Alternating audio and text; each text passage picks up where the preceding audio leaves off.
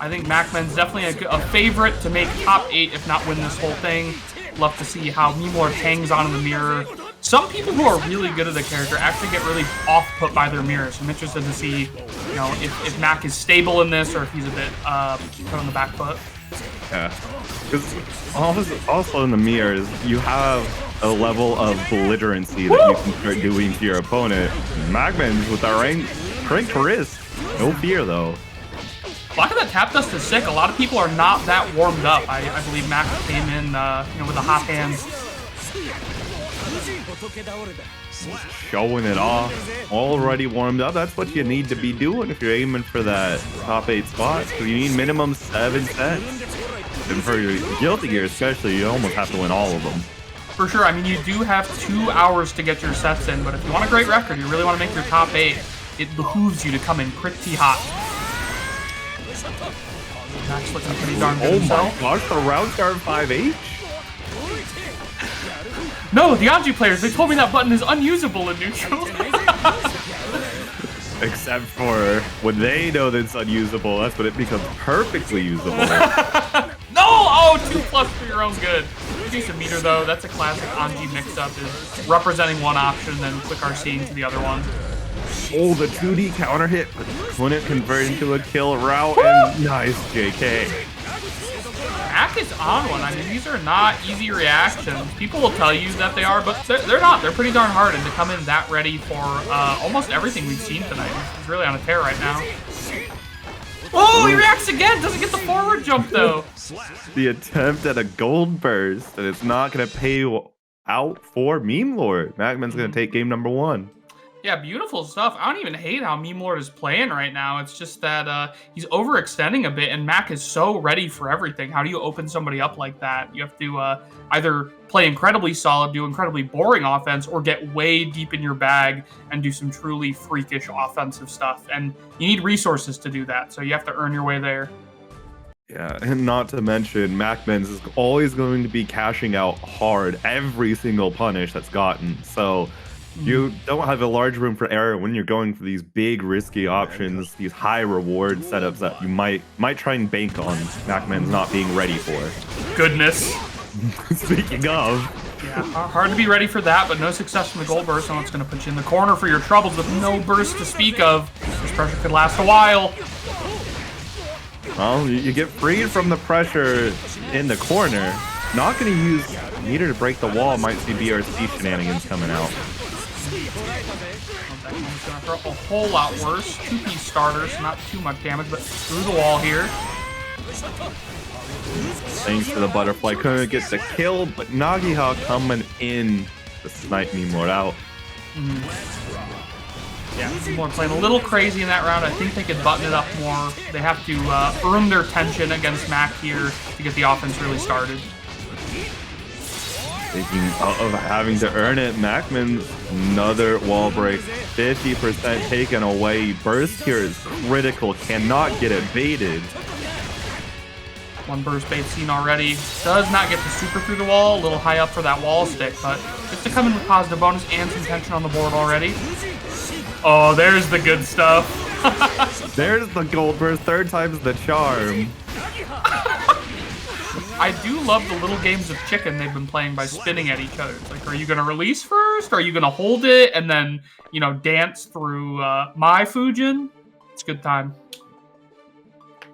It's truly an Anji mirror specific RPS that they get to do. Who blinks first, man? It's I find that's the case in a lot of mirrors, is like the person who does, you know, X character defining thing first is actually the one at a disadvantage, which is funny. Oh, okay, all right. Interesting change. We'll see. I know you can really bulldoze people with Leo, but Mac is looking pretty good tonight, and I worry about your mindset. You know, you might take some time to adapt to your own switch. Yeah, I mean, obviously, Memelord trying to use the rotisserie against MacMens, but against someone like MacMens who has really good defense so often, it's going to be hard in order you to cannot rotisserie him. Mac is raw. That boy is not cooked. Very true. Oh, whoa. A little wild with the Eisensturms, not quite connecting yet, but definitely something for Mac to think about. Hero Burst! Ooh, the burst of the king.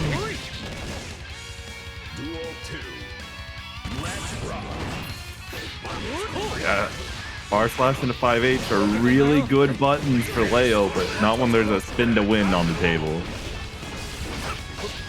Jumping against back turn, scary stuff, but Memelord is not effective with the parry, so Mac gets to start his offense here. We see Eisensturm? Nope. Might have been trying to go for it a little, maybe trying to fuzzy it, as it were, getting normal hit by Nagoriyuki. You're making a lot of sense there, I like that. Oh, he wants it so bad! Once again, maybe caught with the flash kick input, hard to say. I know a lot of people are very frustrated by this character right now. They think he's been taking a couple buffs too far. Yeah, that's the biggest one right there. Garuda not having any pushback unless you deflect shield it, which is absolutely wild that they gave him the ability to do 2 Garudas in your face and not be moved back at. I think the politics of saying which characters you lose to is very interesting, because like I've always gotten washed by Pot. I stink playing against Pot, and I have for many patches when he was a much worse character. But I think a lot of people maybe were like that, but didn't want to say it before. And now that he's been buffed so many times in a row, now people are like, wow, this overpowered Potemkin character. I'm like, no, you have to learn now. Yeah. I got forced by a bunch of Potemkins. Oh my gosh, the wake up hug. I've been forced in my local region to learn this Pot matchup, and it took me a good month or 2 of hunting down every single Potemkin, getting to the point where I could beat Snake Eyes in order for me to be super comfortable in this matchup. Yeah, I'm not that guy. I have to play against Vodka Man at my local. I don't think he plays as much online anymore, but he is a great Potemkin. He makes me question my own free will. Like, the guy doesn't react to stuff. He simply knows what you'll do. He's pre-calculated it. He's so far deep into the hole. It's like, yeah, I know the code. The Matrix is me. Yeah, that's what I'm like. I'm not a thinking human. Like, he knew what I would do before I did. See what Isozaki has in the pocket. They're just struggle to get offense started. You know, so many of those long buttons and those armored options from Pot are making them play a little wild, running in. A lot of DPs from Isozaki. They've definitely been on the back foot this one. I definitely want to see them start some normal Sin pressure. We might finally see it. Yeah, should be. No, not going to the Tyrant Peril. Definitely need your hard knockdown. This is what happens if you give him a neutral wall break against Potemkin when he has meter. Oh, is this gonna... I think you can dump some meter on that, the skills. Yup. Didn't have the Kara Tyrant Barrel, but still finds the kill in the end. I like that a lot. In fact, I think not using Tyrant Barrel to hard wall break might have saved Isozaki right there. Like, coming through the wall and having, you know, 50 meter already in your pocket is great for so many characters. Good back. Couldn't punish the Pot Buster, though. Has to take a less rewarding punish. Still going with the Tyrant Barrel, though. I really don't mind that. Easier. Oh, okay. No. It could all be over. No, not the armor! No. Not like this. Not like this. I run up and block that? Oh, no. Okay, Isozaki still has some meter here. No, no chance to use it. Yeah, I got the 6K when it hits. That's a Gigantor for free. I like this. Yeah, I was saying, I think you got to be a little worried approaching Pot in the corner. You don't want him to put you in the corner. You don't want him to whoop you, and he's got some good corner options. So I don't... Oh my god, we're just doing it. Yeah. Isozaki opting not to try and go for a jump in. You know, maybe safe drop a little. But no, we're just going to try and bait out that Pot Buster. I don't mind keeping your distance. I mean, PurpleKrok has shown their willingness to preempt over and over again. I think you might just want to chill out, try to whiff punish or punish, but they had built up so much tension that they were able to make a lot of those preemptive options safe, work their way in and kill Isozaki right there. So, That exact situation is why I tell everyone you need to learn the stagger minigame, because that pot buster was not true. Mm-hmm. That was a avoidable pot buster because it went 2 after the Garuda and then it did not go to 3 on pot buster. Backdash or jump would have won. If you got out of the stagger there, pot was not able to actually true confirm that stagger into pot buster right there. Yeah, good looking out. I do wonder, like, allegedly Potemkin's a rare character, but I feel like I see him so much online. I do wonder what the average player's level of experience against Pot is. Yeah, Pot is definitely more on the popular side than the actual lowest played characters. But it's those, usually when you see Pot players, they're tied up in deep sets. And they're not getting off the cab, and neither is their opponent. First to death, yeah. I feel like that's pretty common in grappler culture. Isazaki's gonna take the cash out immediately. There's no meter for PurpleKrok here, so... Oh, PurpleKrok tried it again, too. They can't help themselves, man. They're a grappler player for a reason, you know? It's not for the long buttons, it's not for the slow movement, it's for that. Kiske gave me a command grab, and I'm going to use it. Although, I think I saw Squanto or something talking about, like, I like playing grapplers for the restricted movement, actually, which was a very interesting take to me. I think that, it must be pretty rare. Tyrant Barrel here, get the hard knockdown. Good stuff. A little bit of meter ticking up for PurpleKrok right now. Nice punish. There's that burst. Whoop! Why does that clash with a DP? I hate it here. I like it a lot. I like it a lot. Sin DP's a little weird, you know, and especially because it's multi-hitting. I feel like there's all sorts of funky situations you end up in. But great recovery there from Isozaki. Like, they've definitely buttoned it up a little bit. They've realized what kind of player PurpleKrok is. They've realized that they will always go for that command grab. So Isozaki taking a bit of advantage there. I think Krok needs to maybe mix up their options a little bit. They can't always get away with the jump scare. Or maybe they can. We'll see. They could close things out right now. Yeah, it is only 2-1. That's still at least 2 games worth of jump scare attempts. And it's a whole lot of damage. You don't have to get away with it a lot for it to matter. Exactly. Yeah, really measured here from Isozaki, keeping a lot of distance, just dash blocking. Whew, the length on Flick.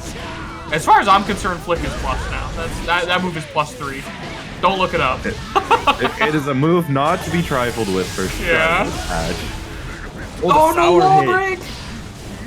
Late Tyrant Barrel. That's tough. Never mind, it's a setup. They're a genius. Yeah. I was about to say, it was engineered sour hit. A reset sour hit. There we go. This should kill even on the big man. Oh, burst. No. Oh, I thought that was burst startup. Never mind. I like it. Save it. Save it.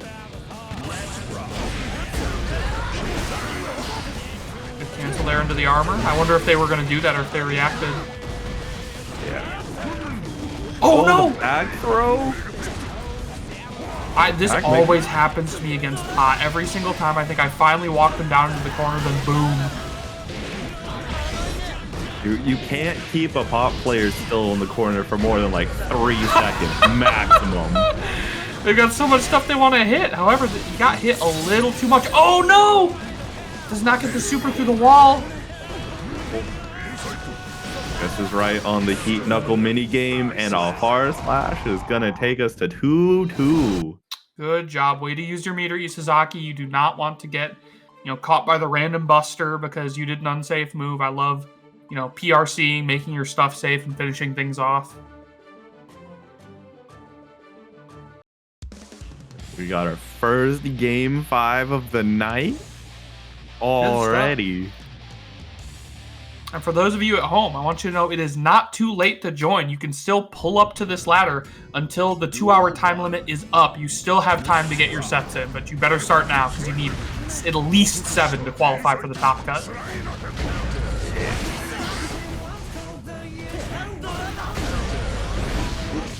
Big counter hit, and they're not gonna finish the food.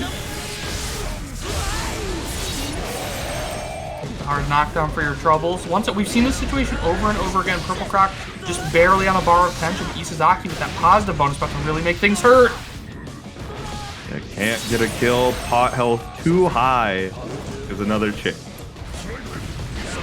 Oh, and the slide head punish. I can't believe that hit. Yeah, a little awkward where the hurt bugs pot floats up above where pot's actually modeled on screen. I believe that. A lot of preemptive buttons on both sides here. I know both of them just waiting for that big counter hit. Isozaki finds it. Damn. Big old counter hit combo right there. And another counter with the 2S. Not gonna kill, but that positive bonus still ticking up. Oh. Just poking away with driver. Does not want to risk getting up close and personal. Gonna get the Hammerfall break into Gigantor-Kai, and it's not gonna matter. The DP is gonna seal the deal with a reverse 3-0. Isozaki. Notable later entrance into the bracket. We got TestYourLuck here. SQ also entered the bracket during last set. Ooh, okay. One of the advantages of this ladder bracket, you can join at any time before that queue closes. It doesn't matter if you come here at 5-minute register 5 minutes before or an hour in, you still got time to make that top 8. People were talking a little bit about double elim fatigue, and they were saying, yeah, that's one reason they love the ladder so much is you get out what you put into it. You can give a ladder your level of commitment and just play like 3 sets and not really care about the top cut if you want. Absolutely. This is one of those sets that makes you kind of glad that it's not a O2 go away, because TestYourLuck can end as in a blink of an eye, especially when you're putting the pixie that is Millia against you. Yeah, classic tough one for the Millia players. I know they have not loved this ever. They feel so restricted in their movement. They feel like everything is so punishing to them, but trust me, we all feel that way against Nago, especially TYL, who is known to make it hurt. Oh my, the JD? That's what you sick. doing up in the air, girl? Like, a lot of people would have gone for 2H there, but Nago players hate to whiff 2H. It's, I don't know, minus 3 billion on whiff, but going for that JD there, trying to match her, could have been the move. Good tag, and the 2K catches out Vincent. Am I wrong for still expecting Fukyo after 6H? I mean, there's quite a few Nago players that will still let that rock. It's been so long. It's been. I mean, they changed that like last year, but it's been imprinted in my memory after getting whooped so much. And the other thing about TYL that's so hard to play against is TestYourLuck loves being at high blood. Like, the only Nago I've ever seen that makes it a mission to get up to 2 blood as fast as humanly possible. I've seen this man go with 3 Fukios round start just to get blood. That's an investment. It's a high risk investment, but the yields, ooh, the yields. So instead of reflecting on themselves, blood to the moon. we pump. This is a toughie. Like, I don't know what advice I would give to a Millia player. I would say maybe you want to stick it out on the ground a little more and try to get him to whiff buttons and run in with the whiff punish with Millia's good grounded movement and grounded options. But if you chill out for too long against Nago, he will work his way in and he'll do that to you. Yeah. Oh my gosh, got the 2K, but that's not anything but a temporary relief. Also a scary burst. Let's see if it was a hero burst or not. Can they get another hit? No! Ugh. I love to talk about how bursts are different for different characters. Like, we all hate getting bursted by a zoner because it puts you in their best situation. Millia burst as well. It's like, if you burst at like half health as Millia, you might still be on 1 hit, you know? Yeah, like every burst is a hero burst when you're playing this character. Oh! And yeah, there was just enough blood there for TestYourLuck to start the Mario Party. And since you only needed 1 hit, that was death. No worry about bursting. whiffed Shizu 1 into the overhead puts me in the mind maze, brother. I struggle so much to deal with that, and the Nago players love that one.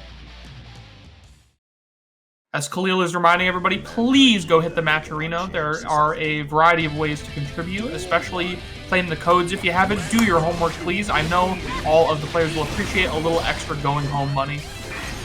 Absolutely. Oh my, what a apple in the JH. The JH counter hit was trying to bait a burst, but TestYourLuck wasn't ready to invest. Forcing some action on TYL there. Finally gets the counter hit. Oh no!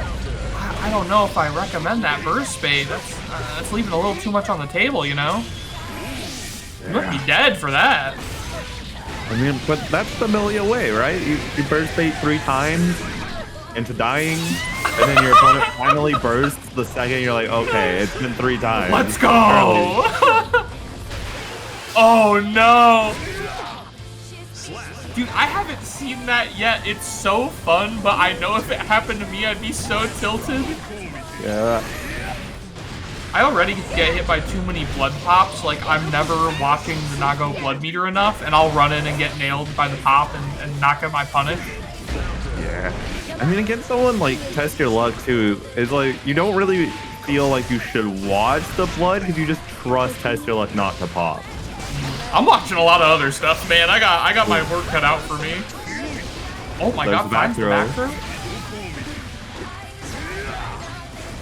Oh, that chip damage. That gave me osteoporosis, dude. Oh, the bad moon? I've never seen an aerial bad moon. Well, you mean bad moon can be used outside of either combo or TK. Yeah, I thought that was a TK only move. My bad. Ah, that instant JD has really stopped working out for TestYourLuck. I think it's a great scouting move for Millia, but Vincent has been so ready these last couple of times and got those good counter hits off of it. Oh, tried to air throw, but Vincent was just a bit too low to the ground.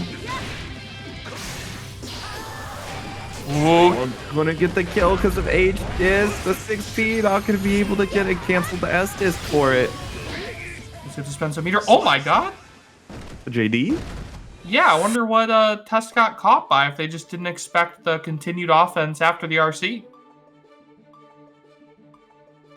Sonic Breaker says, why would you ever trust TYL? He's one of the more ham top-level Nago players. It's true, he does go a little ham, but like, I don't know. I love seeing people explore that aspect of Nago, I guess. Like going into both forms purposefully and thinking about it. A lot of Nagos love to be the blood accountant and love to always keep it measured, never pop or anything. But, you know, sometimes I love to see a little high roll, you know?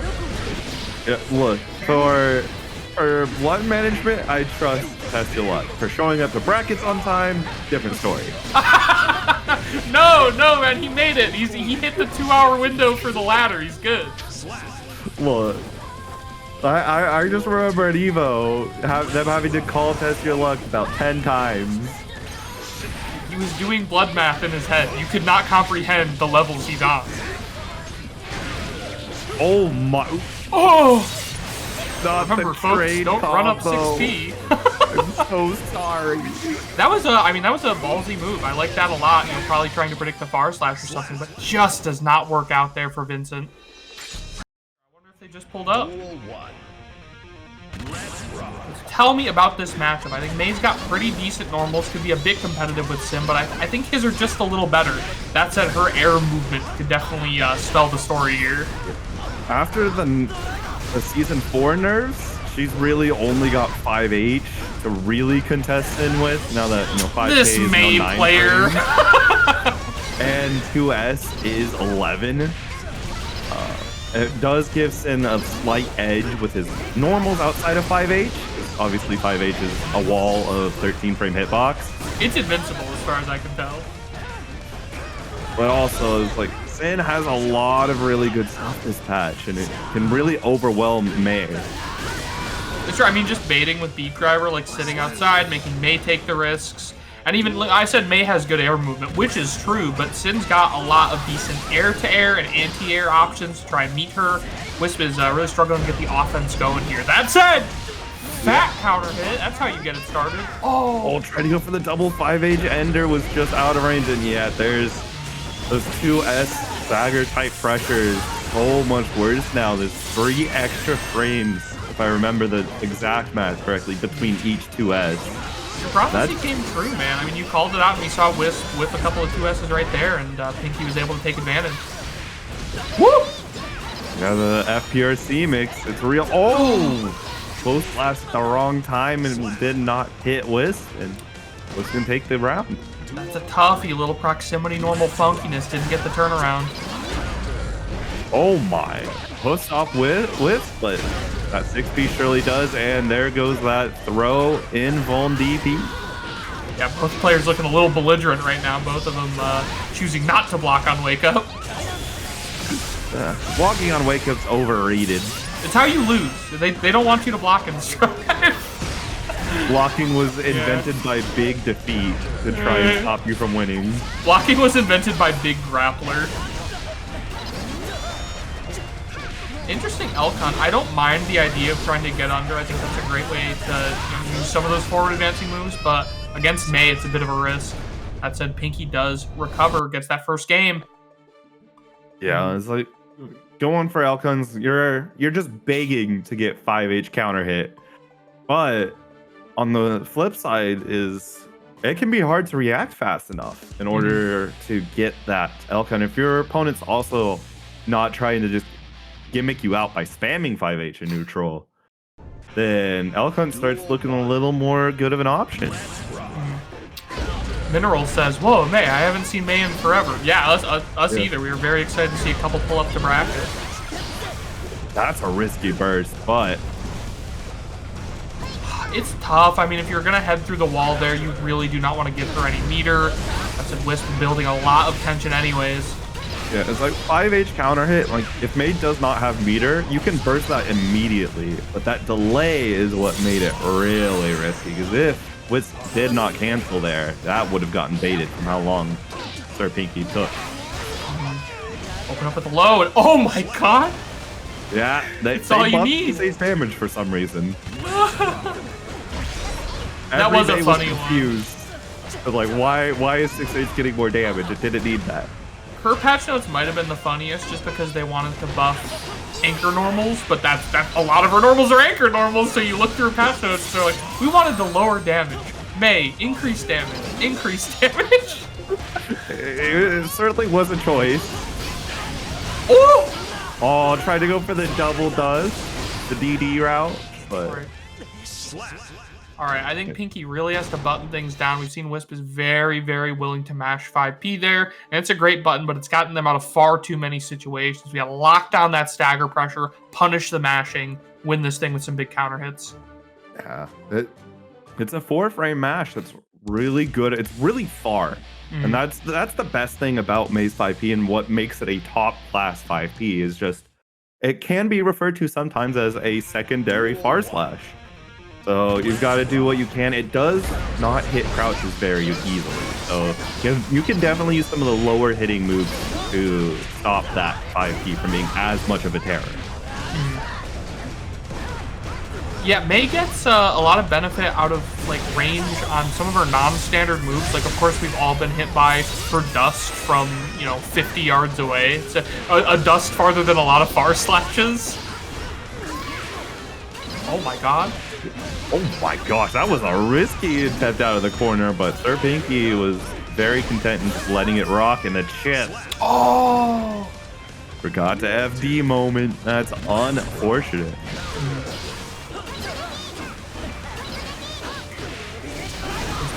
As belligerent as ever works their way in. I like that burst. I really think you cannot afford to give Pinky more tension there.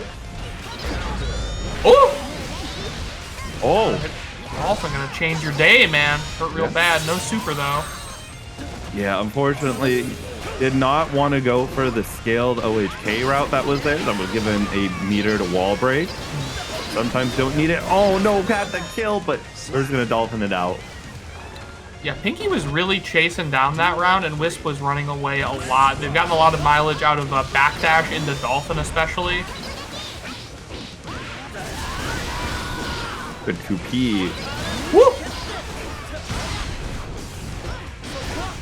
Flex Shield gets out of the corner, still in a bit of Sin pressure, but works their way back to neutral. Yeah, SirPinky out of stamina. There's not going to be a lot you can really threaten. Now that some stamina is online, it really does open up options, but not if you get 5H counter hit. That is death. Golly. Has the meter to make it hurt. I'll say, Wisp really likes to use Stun Dipper RC. They've gone for so much slide into RC this time. It hasn't opened up Pinky a whole lot, but it's definitely something to watch out for, and it forces you to down back more against Mei, which lets her access more of her game plan. Yeah, it's been a staple of Mei's neutral approaches for the longest of times. So being an 11 frame low profile advancing move, if you do it from very, very far away, it can be very awkward to near unpunishable on block. And with meter, obviously, you don't have to care about it being minus. It's going to be plus because you just read RC or flow slash. Yeah, and especially given that people are probably going to be preempting Mei with maybe a bar slash or 6P or, trying to keep her out of the air, they might not be watching their shins as much. Nice DP. No frame trap here for Wisp. Once again, mashes through the pressure. Pinky has not made it appealing to stop mashing. Oh, RTL? Yeah, he got RC there. It's close slash punishable after the first hit. Yeah, although I don't know about it actually be close slash punishable after that first hit since Wisp was in the air, but it's just better not to find out. Yeah, I would not risk the game on it, I'll say that. Oh, we'll go mash for mash here. A little 2P mash there from Pinky, securing the round. Let's see another game nice 5 here. Nice early burst. That could be SirPinky's path to victory, not having to deal with Wisp bursting for the rest of the round. Yeah, it can be super frustrating. Mei definitely has a difficult burst to deal with. I'll say the distance it puts her at makes me very sad. Oh my, just let it rock, and that was enough to catch Wisp. But going for RTL cash out does not connect. Should have gone for Tyrant Barrel. I think he still got meter, makes good use of it. Just needs the one hit. Oh no, you got anti-aired by Mei in the corner. Oh, Wisp tried to go for the back hit Yamada route, but it's not going to function. Has to get the second hit. Now it's suddenly a one-hit game. Yeah, a lot of wall damage there. Oh. And Dolphin's out. Just like that, Wisp on set point. I'll say Dolphin is kind of moving mountains in this set. Pinky has not really interacted with it so much. I know it can be so scary. It's something you don't want to interact with, but I think you have to make Wisp a little more scared to hit that. Just with a whole lot of resources right now, this could be it.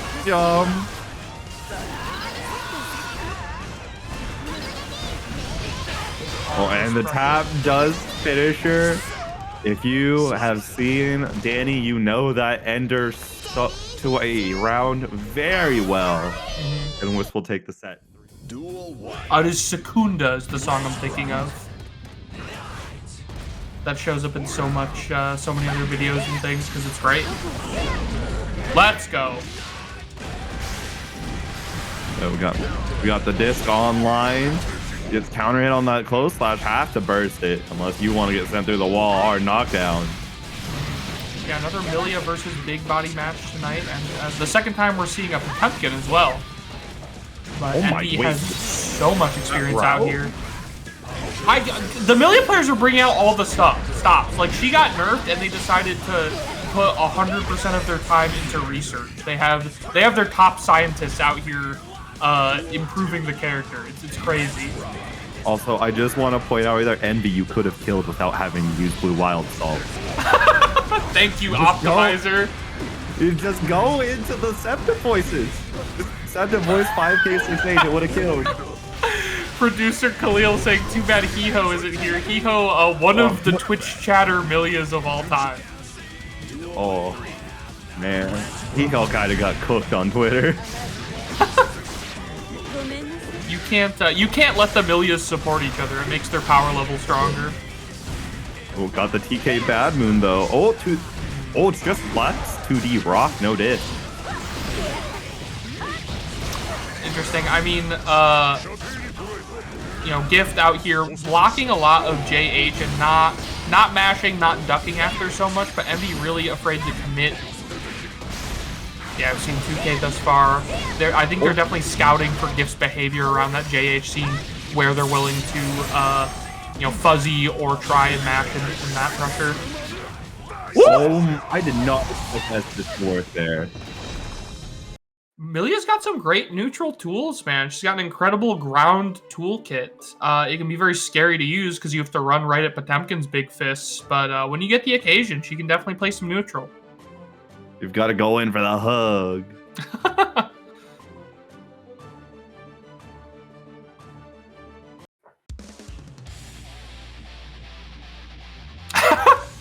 Envy says this matchup is unwinnable. My brother in Christ, I am watching you win the matchup.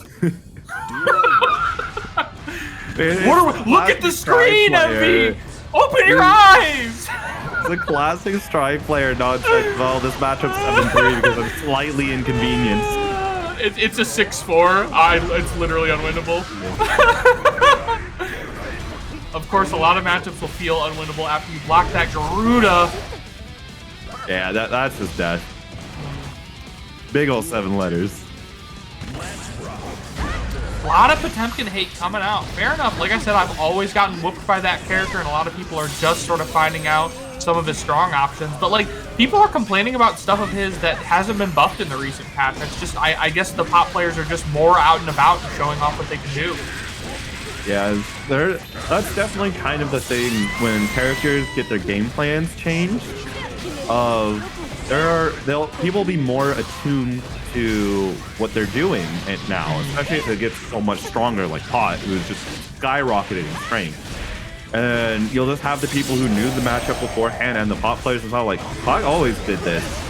I don't know why you're just finding about it now. I mean, like I was talking about the Millia players, like she undeniably got nerfed, but I feel like the Millia players have never done better. Like they've really knuckled down and have been performing in these online brackets. Just funny to see.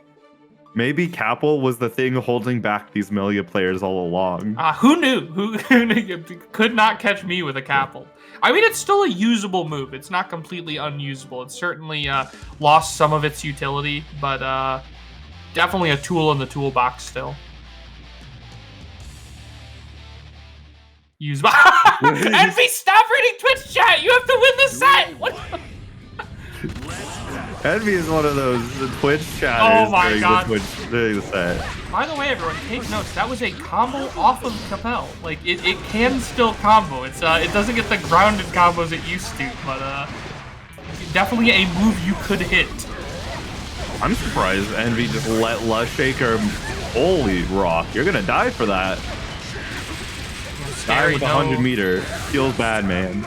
It's tough. Envy hasn't been blocking a lot. I think they're pretty concerned about Popbuster coming, or maybe just don't really believe in Gift's Oki, but they're getting nailed too much, and it's just not a risk you can take that many times as Millia. Oh my, what a close last anti-air. There's that burst coming out just before the burst bait from Envy finds his mark. Ooh. Weird hit of Artemis. I really thought she crossed behind. My bad. Oh no, that could not have been the hair car that Envy wanted there. I do like the use of deflect shield there. Definitely sensing the Garuda coming. So much meter on Gift. This is gonna hurt. Oh, not the Heavenly. Here comes the Heavenly. Send to heaven. Busta. Not dead yet, though. Oh! That 6P did not counter hit Flick. In what world? Flick is nasty right now, man. Flick is definitely, I think, for me, for my simple mind, that is the most impactful change to Pot. No, Envy, I'm fully there with you for that flick. That should not have occurred. That was absolutely nonsense. Dude, Flick is invincible plus DP right now. It's just the truth, I'm afraid. Do not look at Dust Loop. Dust Loop is wrong. I'll change it later. Envy says, "Alright, I'm a meme." Was that not what you were doing? It's Bedman time! Alright, Gift definitely has their work cut out for them here. You have to mash against a lot of Bedman stuff to, prevent them from getting their errors up and doing, increasingly good special moves to you. But Pot doesn't have, Pot players don't love to mash. They don't love his mash options. Yeah. Oh my gosh, the trade from that far away. There's that JS. Bedman JS, like, it causes a psychic break in me. My eyes simply close when I see it. That move is so frustrating to me. I'll admit I get folded by it. I'm not that guy. I don't think Bedman is that good, but man, that move gets in my head. Oh, couldn't get the full extension. Now zoner time. Oh, the super high projectile priority of the flick projectile. That's nasty, because you can't, like, you're gonna have a hard time baiting Flick 2 because you don't have control over your projectile. It's gonna go to him. Gets counter hit by the close slash. Not a hard knockdown, but here comes the Gigantic High probably.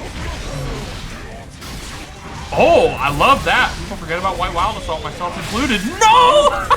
I didn't think it would hit, but they fixed the hitboxes!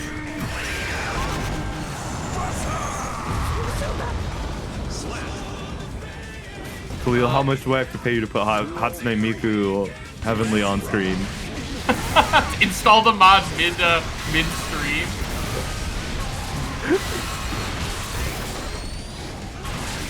Alright, good corner pressure here. Definitely getting some of the better errors up. He runs some Bedman overheads.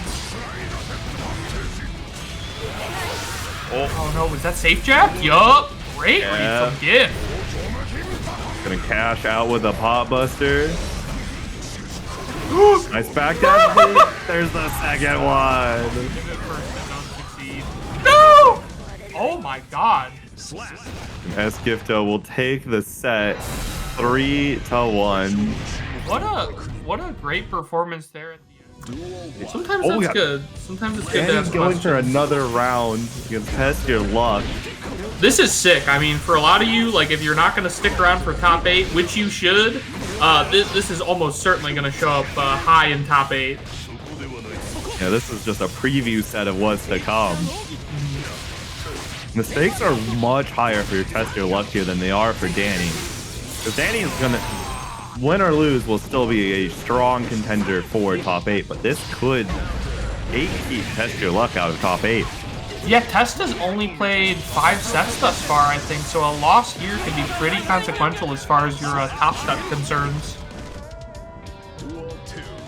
See Dany holding on to Burst right now. It's very tough. He's a character that's super capable of making Nago feel like the big body that he is. Yeah, Kai will definitely do that to a lot of people. Oh my gosh, but hey, good little DP there. We pull up. Even out the scales a bit. Late overhead. Dany stand blocks it. Good use there. What an even better fuzzy jump there. Not going to get command grab this time. TestYourLuck dodging the burst bait. Oh my, 5-8. It goes so far, man. It goes so far, especially in level 2 blood. RTL gonna be enough. Yup, with the wall damage, it'll put down the vampire. Yeah, and Dany taking a quick all game number 1. So, I mean, Test represented a lot, but I think Dany had developed too much of a resource lead. He really soundly won that first round, had a burst lead, and then had so much tension coming into the back half that it was very difficult for Test to make much progress, even though he made a lot of correct guesses. Duel 1. Let's see if TestYourLuck can start figuring out the anti-Dany approach. Unfortunately, wasn't able to find it initially. Yeah, the thing I'll always say about Dany is that he's great at switching gears. You never know if he's going to pull up and try to run a bit of, neutral or close range pressure on you Sky, or if he'll recede into the mid-range and start throwing more fireballs at you. So you have to be ready for so much, or you have to risk it and preempt him a lot. And as we've seen, he's so ready to punish your preemptive move. If you whiff against him, he'll use Kai's great grounded toolset to whiff punish the hell out of you. And speaking of great grounded moves, that finds the kill route too. Yeah, Kai's still got that big damage. They hit his damage a little bit. His combo game is a bit changed, but you get the right setup, you get shock state especially, it is going to hurt. Oh my gosh. Time and time again, no one's blocking that. We've seen, Dany's even blocked the overhead a couple times today, but that whiff Shizu 1 into the overhead is the mind belter. Okay. The dragon install? Clip it, run the clip. Yo. Oh, the chip damage. And the 2S gonna clip out. Were you trying to walk back? Sir, this is Guilty Gear Strive. This is the run forward game.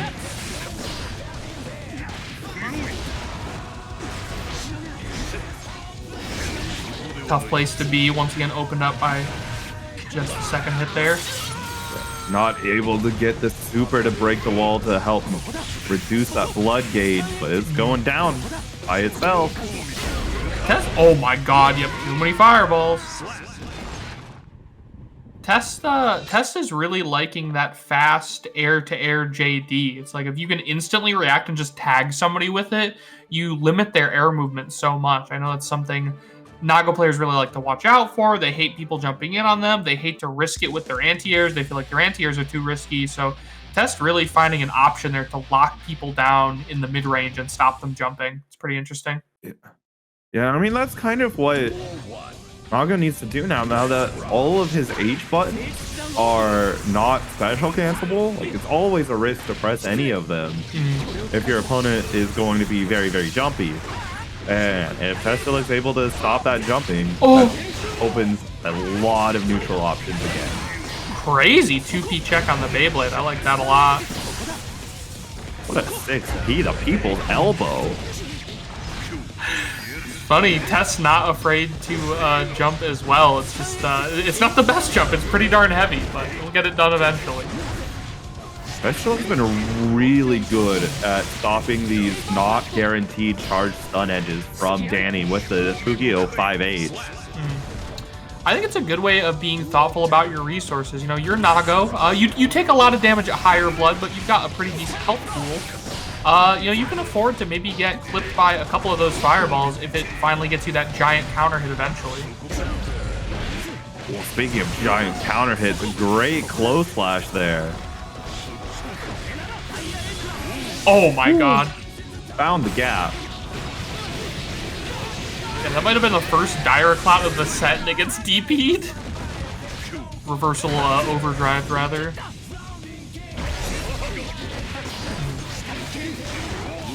Our producer is so incredibly intelligent and well-reasoned that they've just earned themselves a subscriber in Mineral down there, so thank you very much.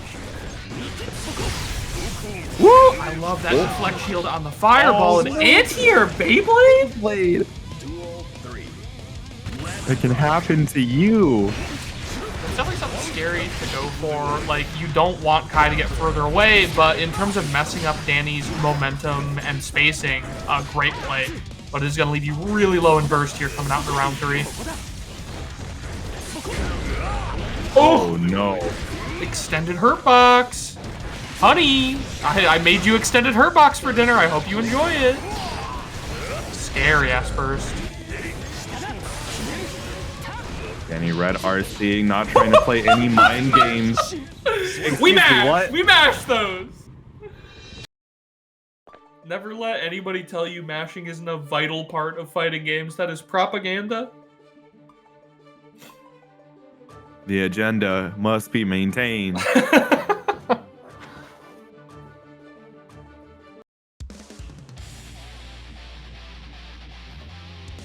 Yeah, way to lock in there from Test. Like we said, this could be this is kind of an unlucky draw for them on the ladder. It's tough to come into Dany at this point in your run. Test really needs to close out this last game here if they want to make the top cut, I think. Absolutely. Dany's not going to be easy to find that on. Finds a great anti-air. Great mash from TestYourLuck.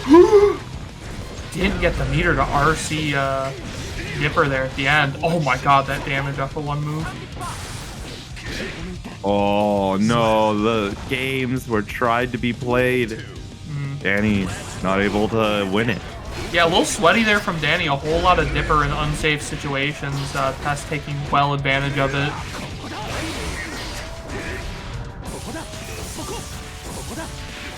Oh man, Test just trying to walk into this. Finally hops over, but he's so ready. All the normals to meet you on the ground. Jump over the 2S. Certainly a good response. You can catch it out like that. And Dany going to be taking the round, not out of it yet. Test also gotten opened up quite a few times by that jump, you know, that empty low after charge stun edge. I wonder what exactly Test is fuzzying there.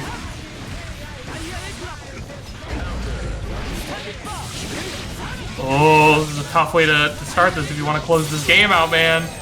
Burst on the board for TYL, but a whole lot of help for Dany. And there it is, the whip 2H! Yeah. Oh my gosh, the stun dipper from across the screen from downtown. That's going to tie up the set, 2-2. Another game 5 here. It's what I expect from two incredible competitors, but like we said, Test really needs this right now.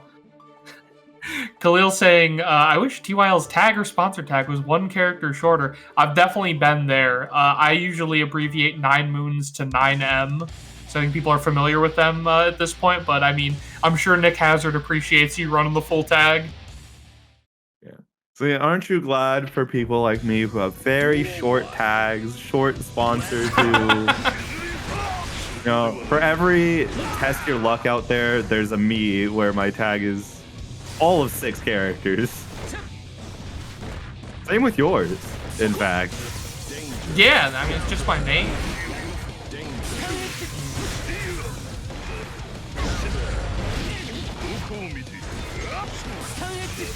Alright, a little bit of neutral played here. Seemed like a small face-off for connection at the beginning of that round, but players are back into it. Yeah. I mean, Dany's internet is good. I can confirm that. It's just the distance sometimes. Strive World does not do well. It's tough, man. It's tough. You know, it's same thing with playing Pacific Northwest to Florida. It's as blessed as we are by these modern fighting games. It's still tough to get it done. Yeah. Oh, aggressive burst trying to keep it out of the corner. Counter hits the deflect shield. It is not the answer to all your problems. We're gonna Sacred Edge. Letting that positive bonus pick up. We see a Dipper. Nope, no need. Woo. Closes out the kill, and that might close out TestYourLuck's Isozaki. Like we saw them squeeze out a win with some really solid adaptation previously. But this is our first Slayer of the night. I don't know if he's the villain of Guilty Gear anymore, but still, I think a pretty competitive character. I think Pot has kind of taken over the villain role for this version. This is something sad. I mean, Muffinz is just doing so much right now. We saw so many Master's Hammers early on in the set. Definitely something for Isozaki to think about. I think, like, as scary as it is, you gotta go try to grab that. Oh! Anti or close slash starter. Yeah.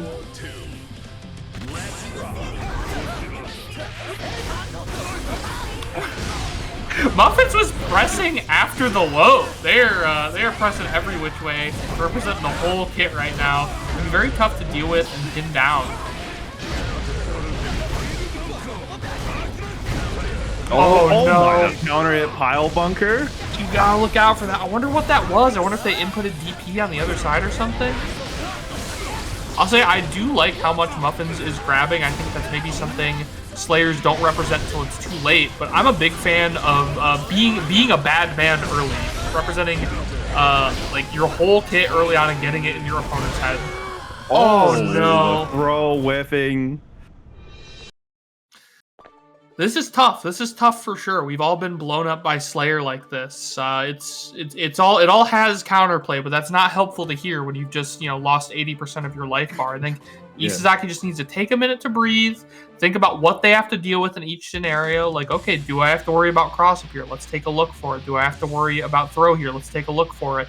Just take stock of what options the Slayer has, because he can't represent them all the time.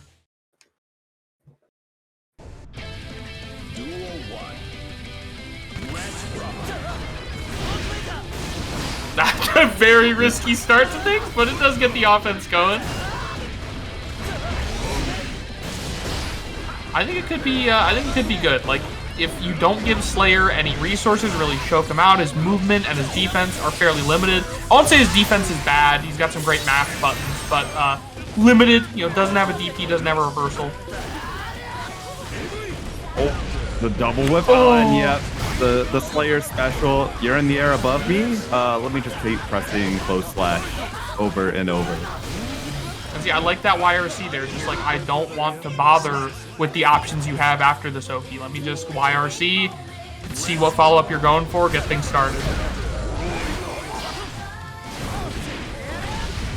Oh, 2H from downtown. I think hit an extended hurt box from one of Sin's normals.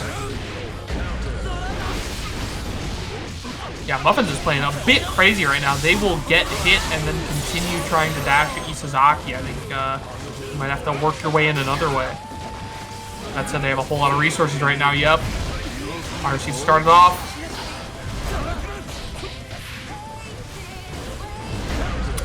Alright, we got RC this. Yep.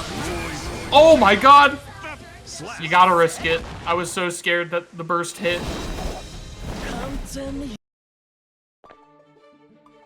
Much better play there from Isozaki. It is tough to see somebody get hit by a cross-up pile bunker. You never want to see that happen to anybody. Even as a Slayer player, I'm always like, ooh, I'm getting away with something here. But they're definitely a lot more prepared on defense, especially for how Muffinz was going to play. And finally, we see the switch to the real demon, Mei. Yeah. I mean, the Slayer is there. But, Mei... Well, when the time is to take the gloves off, it's time. It's an interesting strategy. Like, I think Slayer still had some life in him there. It didn't seem like Muffinz was struggling that bad, but maybe there's a benefit to getting warmed up as Mei now. Stealing your one game and then switching to your true main. There's exactly one patch where Mei was objectively not that great. And even then, she was still like upper mid tier. I mean, she's always been potential woman, right? Everyone's like, oh yeah, she's been as good or better than Soul the whole time, but not a lot of people want to play her. People don't love charge input, stuff like that. Could be the time.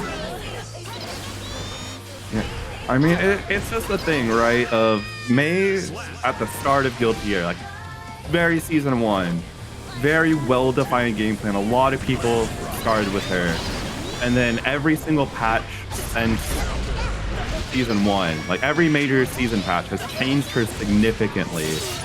And even if she does get better from her relation to the last patch, changing how a character plays will turn off players who just don't like how she plays anymore, even if she's objectively stronger. That kind of just happens when a character gets changed like Mei does so often. Not capitalizing off that counter hit is tough. Isozaki had built up so much risk and didn't really get to make use of it. Yeah, I mean, some good down backing there from Muffinz. Isozaki continued pressure basically corner to corner, got incredibly good carry with that, but just couldn't open Muffinz up. Oh, wow. What an unfortunate drop there for Isozaki, but it's fine. Picks it up afterwards. Great lockdown, though. I mean, Muffinz has been so mobile. Isozaki predicting they would want to take to the air and benefiting from it right now. Oh, the full cash out of RTL, not going to be enough to kill Muffinz. Fake jab, trying to catch a reversal. Oh my god, so scary. Does get a bar attention, finally can positive bonus. No.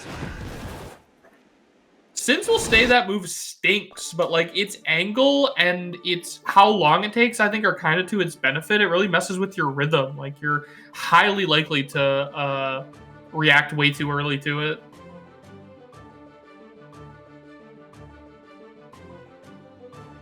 Yeah, I think we're seeing a lot of the same story from Isozaki right now, is taking the measure of their opponent and just trying to play slower and more solid, to trying to walk people down, keep them in a box with Sin's good normals, and then finally pouring on the pressure in the corner. Yeah. Sin is definitely will thrive in this matchup if you're able to lock down Mei. I mean, that's kind of true about every set. Is like if you can lock down Mei, she doesn't always have the best time trying to get out. Yeah, she has a great forward framer. There's no DP to worry about. Not exactly going to kill you off of just 5P'ing you. I'm getting a little worried. We're seeing a lot of preemptive stuff, especially 6P out of Isozaki, and you get that one of those counter hit, that could easily get you killed. Yeah.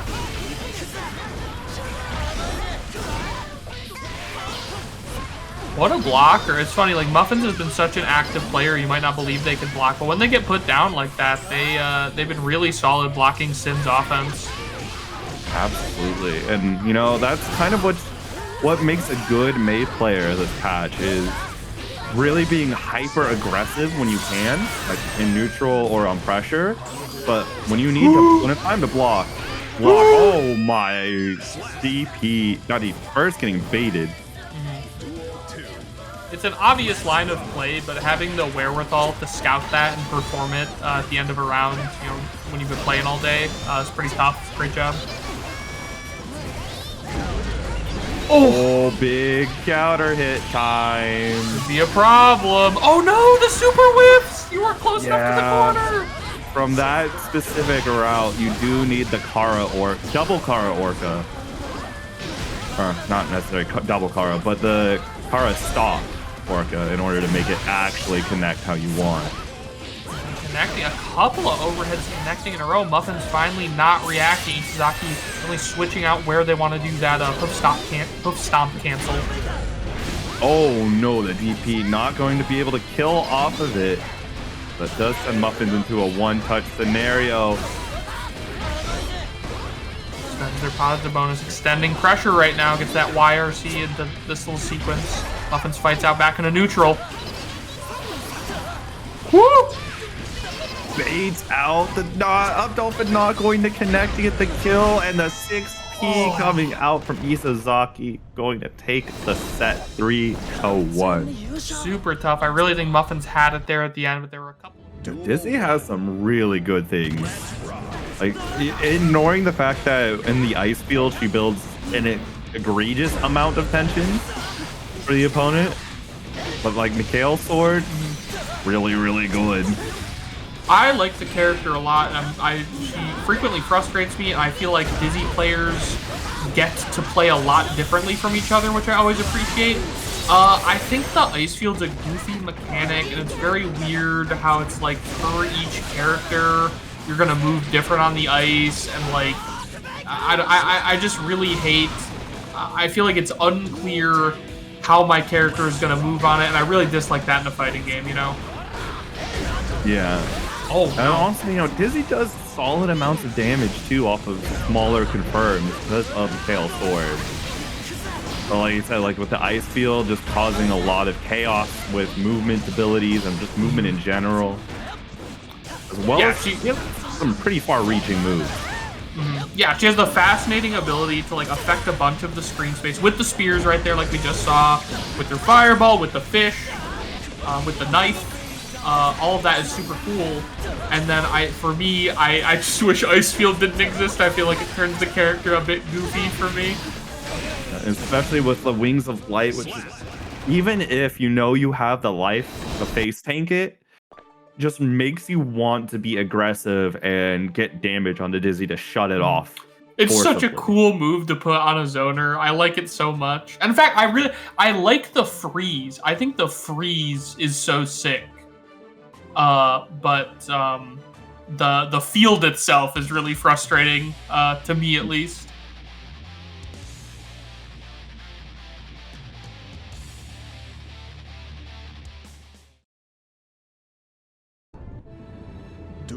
Alright, let's see if Snaggel can adapt here. Asta really pouring on the pressure last game. Got a lot of counter hits on Snaggel. They just could not get at the space they wanted. With some great neutral play to start things off here. Just clipping Asta's toes over and over. Putting a lot of nonsense on the screen while the Wings of Light are out. Let's go! We're gonna see activation! Oh my gosh, the life total from Maza just blinks away. That's awesome, man.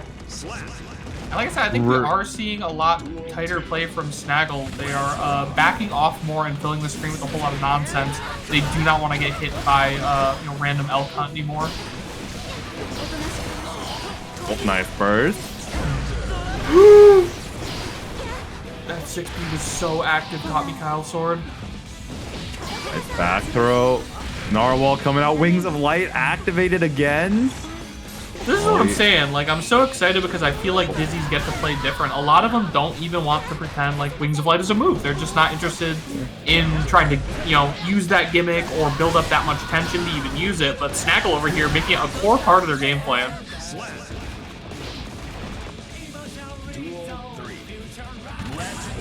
Asta coming in around 3 here with the burst. That's going to be a tough thing for Snaggel to overcome. And gets the E as well. Let's go. Yeah, damage gets buffed a little bit. You know, not that we'd be able to tell if the damage made a difference. Oh man, another case of deflect shield. Not quite spacing them out to get the whiff, but Snaggel finds the back throw. Could set things up here pretty well. Oh, there it is. Opting to go in to the Wings of Light to set it up on the face value. Gets clipped by the 2F on our backdash though. Yeah, I will say the tough thing about Wings is that it costs all that tension, which makes you not want to spend tension in the setup. Like you're not gonna want to use tension to get some extended like RC offense sequence because it would reduce Wings damage so much for what you're investing into it.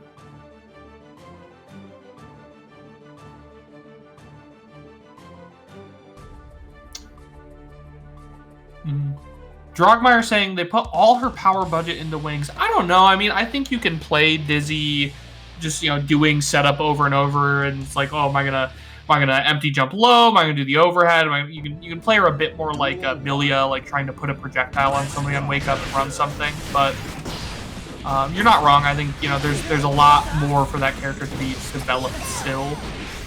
Oh my god. Character change here. No more Dizzy. It's unfortunate to see, but you know, it's not often you get to see a Bedman as well. We've seen 2 this bracket. Yeah, had Envy switch as well when down 2. And Snaggel joining the ranks, but trying to make a different story occur out of it. Oh my god, that air movement. Double error trying to float on over.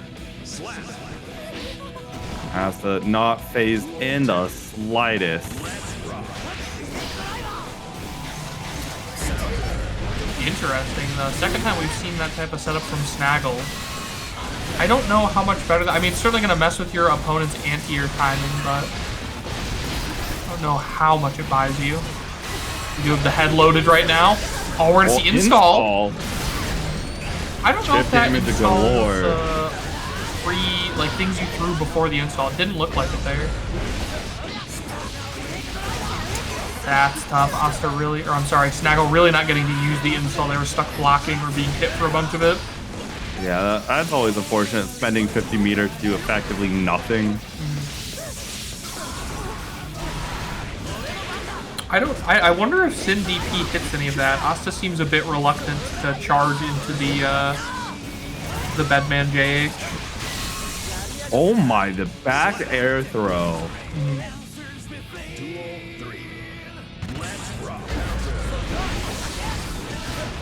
A little aggression there from Snaggel gets them counter hit early. They're also a real backdash enthusiast. I would love to see Asta take advantage of that.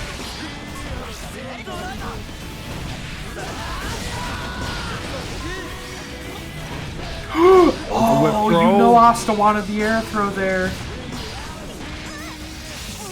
It was weird. I think they probably just didn't hold up. They probably tapped up and it got eaten. Get some more attention. Oh, the double throw. And they both have to blow their tension to make it safe. There we go. Buddy strive moments right there. Finally exploited the backdash, but Snaggel comes out with that esports 2S, playing a really solid grounded game, making up a lot of ground on Asta. Oh, he gets hit by the 6H. It's tough. I mean, the common advice is like always mash on Bedman, but they're capable of representing situations like that where I don't think a mash would have worked. You know, you have to start being a lot more thoughtful about it. You know, it is possible for Bedmans to do well, contrary to popular belief. They can definitely run long offense if you're unwilling to interact with them. Contrary to popular belief. I'm not going to be like, Bedman's a stealth OP. You know, I think a lot of it is just people lacking matchup knowledge. But, I mean, the Bed can get it done, man. They have lots of frustrating stuff like you just saw in JD. Like, I think I've complained about every one of their aerial normals tonight. Yeah. Look at that! Look at that! I will say, well, they were cooking something when they gave Bedman's JS always vacuuming. It like beats on my block, 6 on hit, it doesn't What are care. we saying? I just have to hold that, man.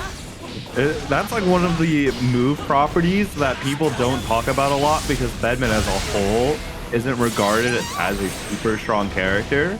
But like the second they buff Bedman some more, you'll definitely start seeing people start questioning why his character get vacuum JS.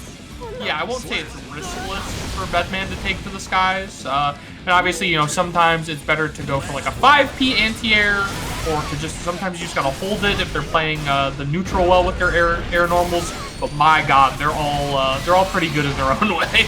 The double JS, Does not get the distance for the wall break, and that might make all the difference. That positive bonus really would have helped out Snaggel. Install. Let's try to make something of it this time. Love to see it. Oh my God, the auto tracking head. Super tough. Great buff for the character. Look at that JA doing business. But like I said, 5P anti-air. Yeah. Great backdash. It doesn't get caught by the 6P, but no punish on it either. The knees, man. That JK. Look at how far out that hit, man. It's gonna be so tough if that Bedman is jumping in at the right angle to deal with any of their air normals.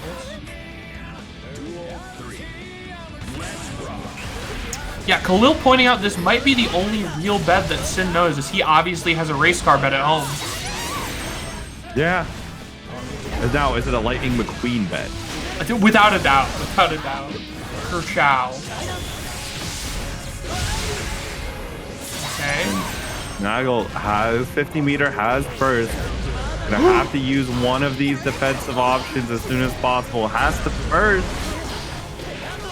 Oh no! Wasn't willing to hold the Oki there. Didn't believe in it.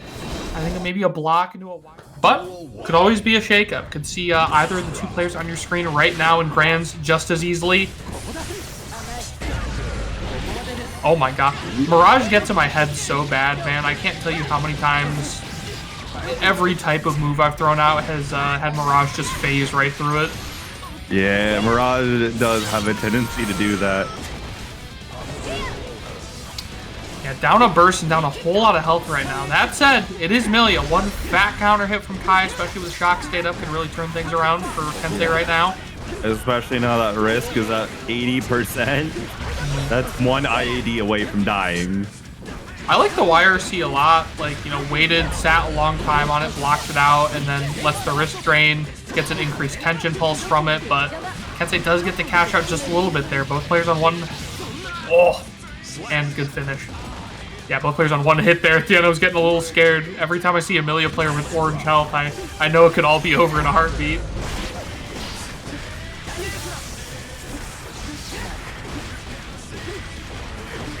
Kensei running the strike, throw pressure. All the cross shooter art? Yo. Yeah, very frustrating property to move. Not always seen. Like, I know Future Arc most frequently gets used in the corner, but it does have those ranges where it can clip you in the back of the head like that. Oh, the DP just is not going to come out in time to try and stop that Millia 5P. A bit risky. Kensei may have swagged out too hard there and is paying for it now. Oh, I love that. Elects to keep the corner. We were just talking about how hard IBs were as well and how people don't represent them in the situations where they would be best, but layne cracks one off right there. And gets rewarded too, and now that's a game win for the Millias everywhere. Yeah, Mineral says, hair car's just unblockable. It's funny, because it's kind of budget stun dipper, but it's something about the ranges hair car comes out at. It does tend to clip people more than you think it would. Can't forget that it's also disjointed. Duel 1. That's a tough one. It's not something I want to challenge, I'll tell you that. Yeah. I don't know whether I want to say layne is too patient or not. I mean, clearly they're up 1-0 right now, so what do I know? But it is scary for me watching them let Kensei crank their wrist, build resources on them. But on the other hand, they're not taking a bunch of resources, and they're not going to get counter hit for 1 billion damage. And right now, Kensei, oh my gosh, it's been a while since we've seen those BRC instant overheads. Kensei is going to remind you they still exist. You still have to take those into account. Kensei work down to the corner here. Does have a lot of resources, using them on FD. Doesn't want to spend a full YRC. Yeah, Kensei with full bar right now. Are they going to live? Yeah, while it's scaling harsh. Where is Dipper RC? I can't believe we haven't seen the layer 1. Kensei's spending their meter doing all that. I mean, sometimes just the threat of it is enough. And the bad moon's gonna catch Kensei. Yeah, I really like this super solid, straightforward Millia play from layne. I'll say they're definitely not doing too much, and it's working out well in their favor.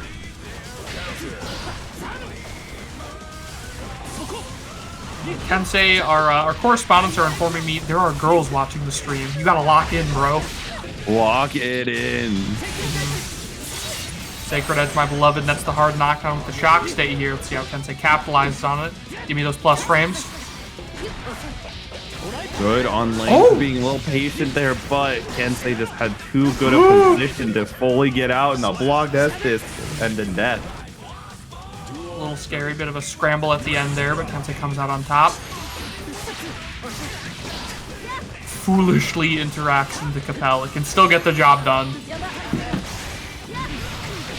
Cross up, and that's going to be a nice little conversion from layne. That's a huge fan of FD against Millia, more than a lot of people that I see. A lot of people definitely say you want to FD Millia out, like the first hit of her pressure especially, but Kensei spending a whole lot of meter FDing Millia. First bait not going to find its mark. Kensei finding the burst point though. The rawest, driest charge stun edge hits. No, that's so tough. Just blocks the Future arc, but to no benefit. And Kensei locking in, finding a game. Good job there from Kensei. Got opened up way less. I will say it's fun to watch layne. Like they do seem to be going for IB a whole lot.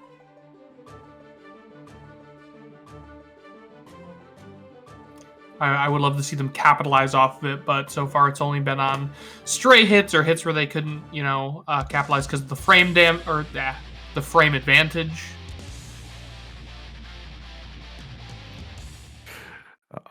I like this story that's being built of Kensei locking in for the girls. Bro, your crush is watching. You got it. Bro. You can't lose to Millia. My God, what a mirage. I love that risk taking right there. So if you get hit, probably not going to be too bad. Probably just a fireball, but phasing through was huge. Once again, layne is locked into a scary level. Oh! They changed it. They changed DP. It doesn't connect there. More mix, and yep, the hard to blockable coming out strong for layne there. Yeah. layne also spending a lot of meter on defense. We see that YRC right there. They are not one to use it on Millia's supers. I know Millia players in general aren't in love with their supers. They'll throw out a reversal every once in a while, but lane doesn't even really want those wall breaks. We've seen them want to keep Kensei in the corner a couple times. What a walk out of the corner, forcing Kensei back, even though Kai has such good box-in play. Huh? Yeah, tough one, tough one. We've seen a couple couple cases of not turning around tonight.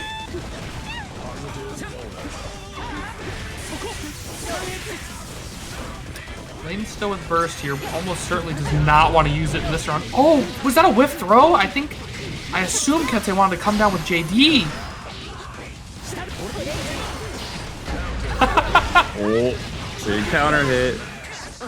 Layne risking it to get the biscuit. I said they almost certainly didn't want to spend that this round.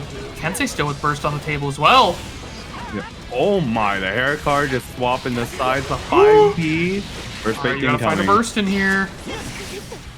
Oh! Burst still on the table. Way to hang on to that, Kensei. That's actually huge in the final round here. Interesting. Gets hit after Fuja arc. Layne has been so solid. I wonder if that was just a late IB.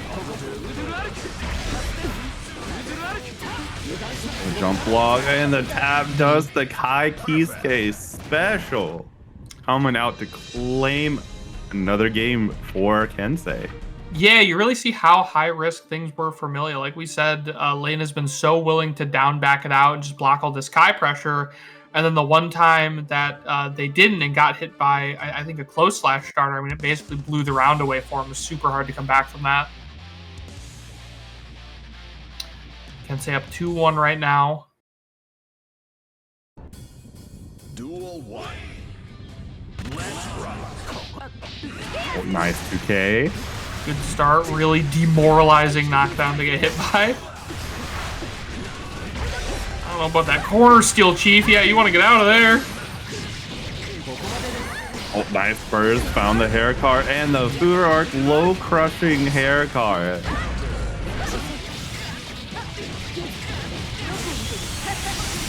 I will say, I think I see Kensei FDing Millia JH a lot. I think you're not supposed to do that because if she does if she drops down, hits you with the low after, you can't punish. She'll be spaced out. Yeah, it's not a risky thing. What if you get an IBFD? That can end Millia real quick.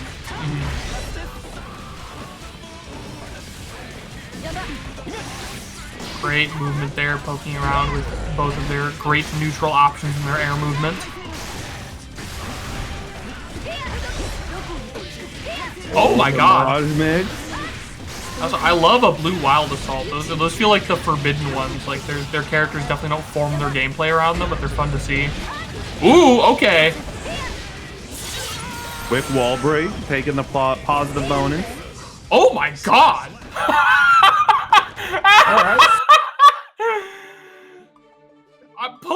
Pull up the frame mod. I pull up the hitbox mod. I need this. That was the corner of one hurtbox and the corner of a hitbox.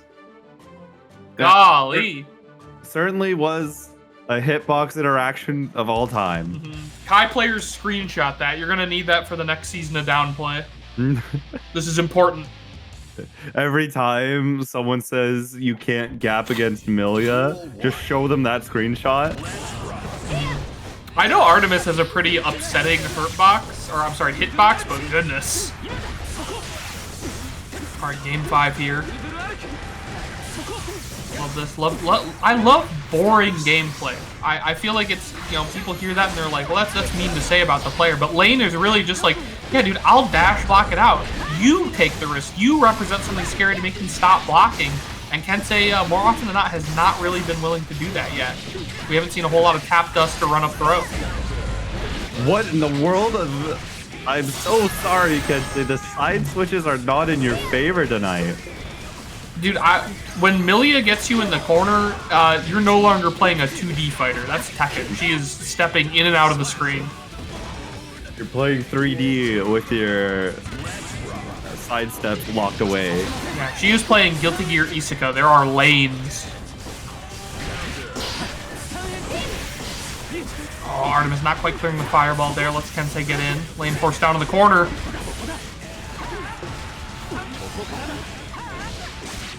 Woo! 6K connecting. Rare. Might have got mash shot. I don't know. I don't think that was a counter hit. It was. It didn't look like a counter hit. I didn't see the counter pop up. And Kensei gonna take us to the final game, final round. Base is loaded. A lot of burst on the board here for lane right now. Both players really have the read of each other's habits. Things might get a little weird as they do a lot to try to close this game out. Oh no! He's caught, and the DP comes out on the second close flash. Kensei doing everything but blocking right now, but it's working! It's working a lot!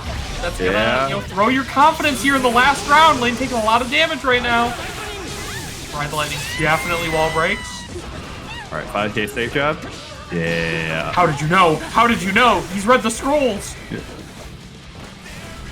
I haven't read the scrolls. I've commentated at least two Kai matches, and that'll be Kensei taking the set 3-2 is always good. All right, folks, the marriage matchup right here.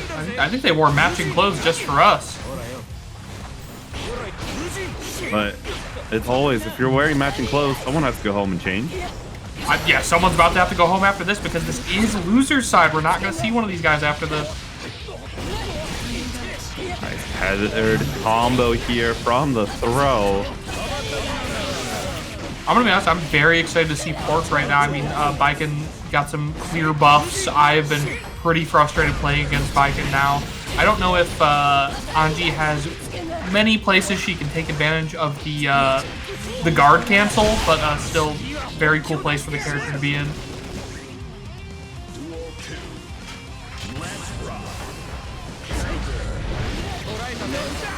MacMens representing so much aggression at round start. I think he's poked out both times right now to great success.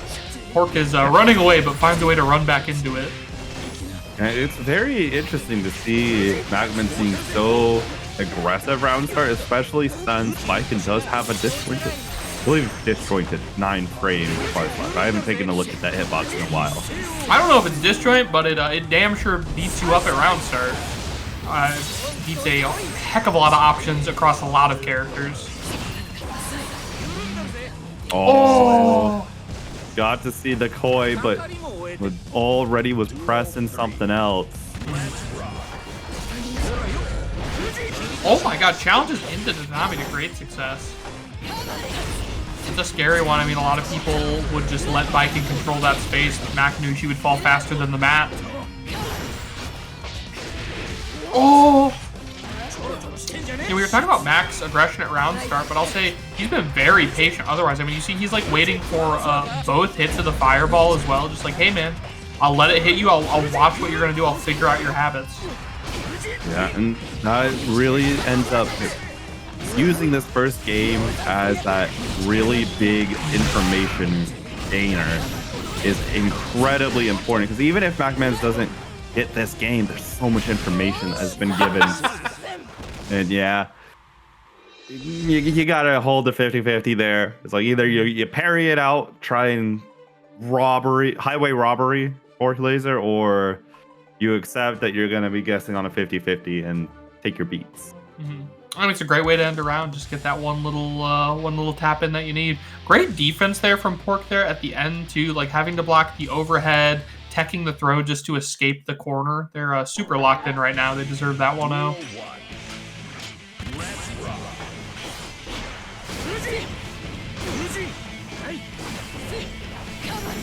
Definitely been a battle of retreating so far.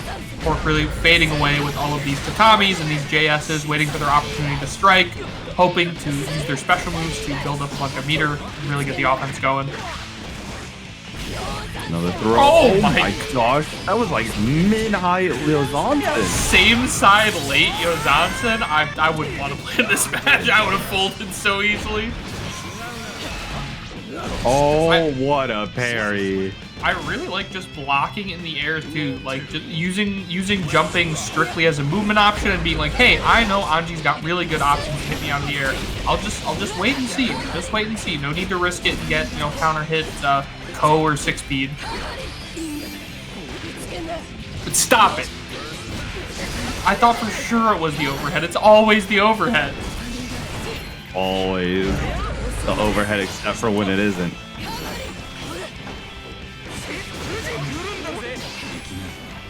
Pork really fishing out here with some preempts right now. I'm seeing so many grounded buttons, especially that with 6P going to be tough. Mac able to capitalize a little bit, work his way in off that.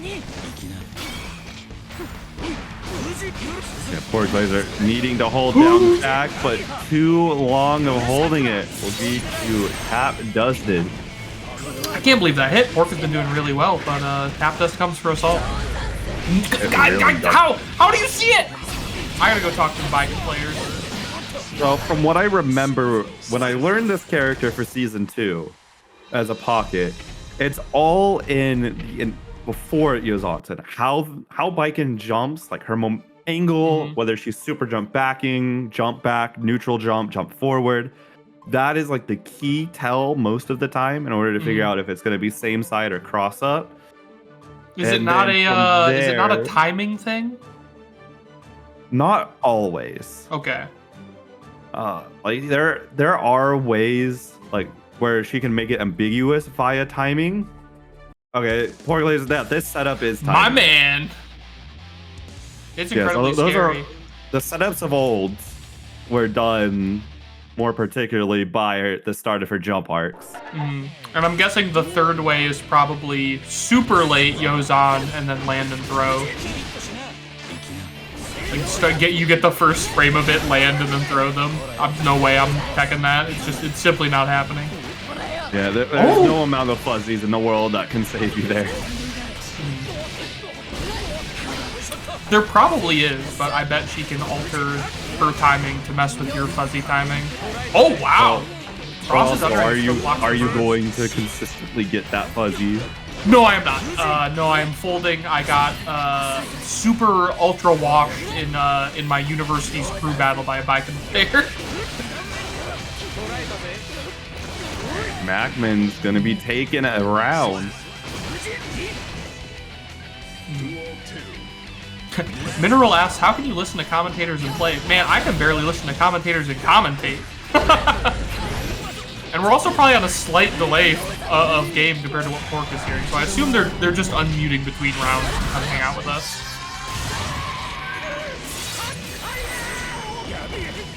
Hard knockdown here. Not a lot of meter on both sides. Oh the trade. Wake up, parry. Poor Laser.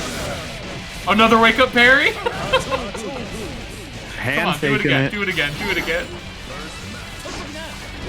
I mean, the ball is in Pork's court right now. They have a fat bar attention to get things going.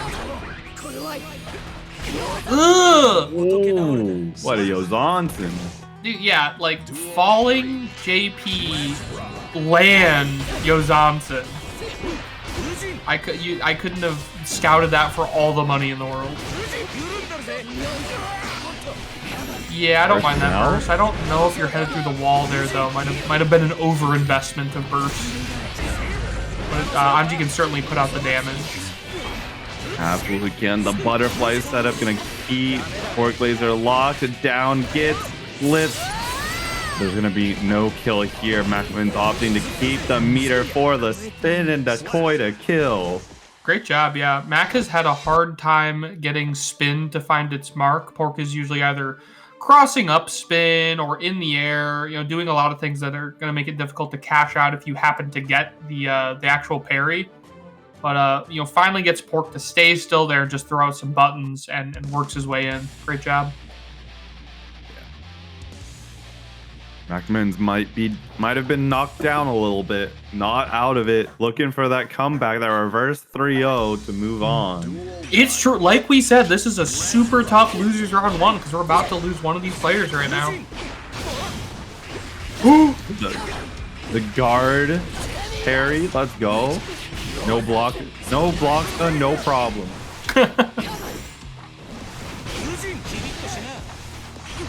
Raw overhead, no meter.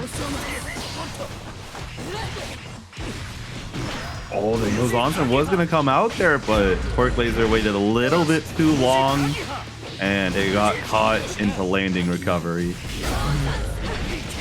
Look at all this tension on both sides. You better make this combo hurt, otherwise a parry's coming your way. No! Back throw incident. Brutal stuff. Pork still with some meter on the table right now. You gotta hold whatever Mac is cooking. We see a spin. Yup.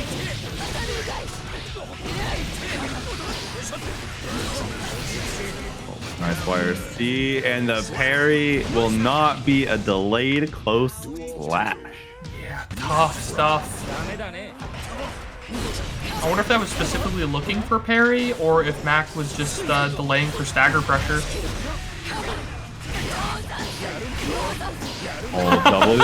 Oh, not the triple. Like I said, it's we were talking a little earlier about the psychology. It's like if your opponent isn't making a bunch of errors, you got to try to force them. You got to Yozansen, 80 times in a row, really get it in their head, and either they got to start blocking that, or oh my God, what a parry. Oh my! What a PRC! Yeah, if you can't get them to alter their behavior, then just do 80 overheads. They'll die. It's great.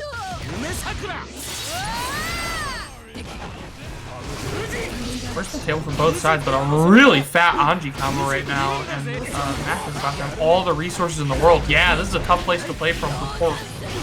No meter, no burst. Oh my, nice. Gets the cash out ender. Not enough to kill. Take Man, the that game, woman is giving healthy. Great block stun and Oh block. my The gold burst can't punish it though. That was so late.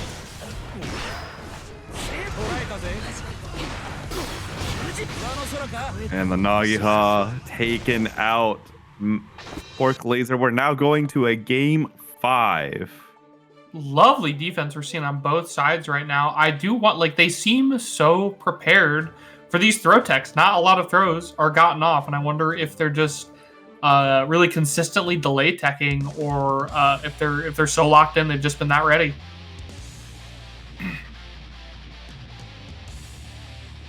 Another game 5 tonight. It's popular. It's not a hot take to take things to game 5 tonight. Yeah, that is often the common tale here. ParagOnline top 8. See plenty of 3-2s. I'm not sure, but I do think Pork is over-investing a little bit on burst. I don't know if Anji gets to pick up that much there, but certainly they could just be doing it for the screen position. Speaking of screen position, through the wall, Pork Laser goes. This is what I'm talking about. This is the situation you want to avoid. You got no burst. Anji's got that positive bonus. So hard to come back from. Back throw. You're alive here thanks to the scaling. But you're still in a major fear. MacMens will have positive bonus. Gets meter now. I am kind of in love with Mac just down backing, like taking Yozansen after Yozansen. Like, whatever, man. The reward's not that crazy. I'll take the overhead.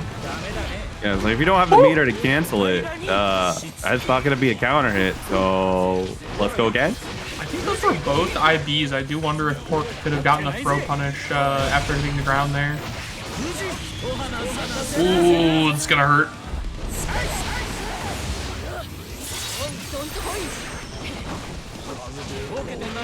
Oh, the hop. Perfect way to end a set, something we haven't seen the whole time, and Pork gave a basically throw pools if they're too early. Now we've got Garidos and SQ, the Jacko and Elphelt characters popping up on the stream for the first time tonight. This rules. I mean, this can't be a commonly played matchup, period.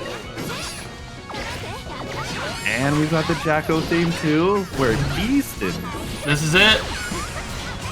Escape out of the corner there. Is Elysian gonna hit? Is she too high? Oh my god, that's so disappointing.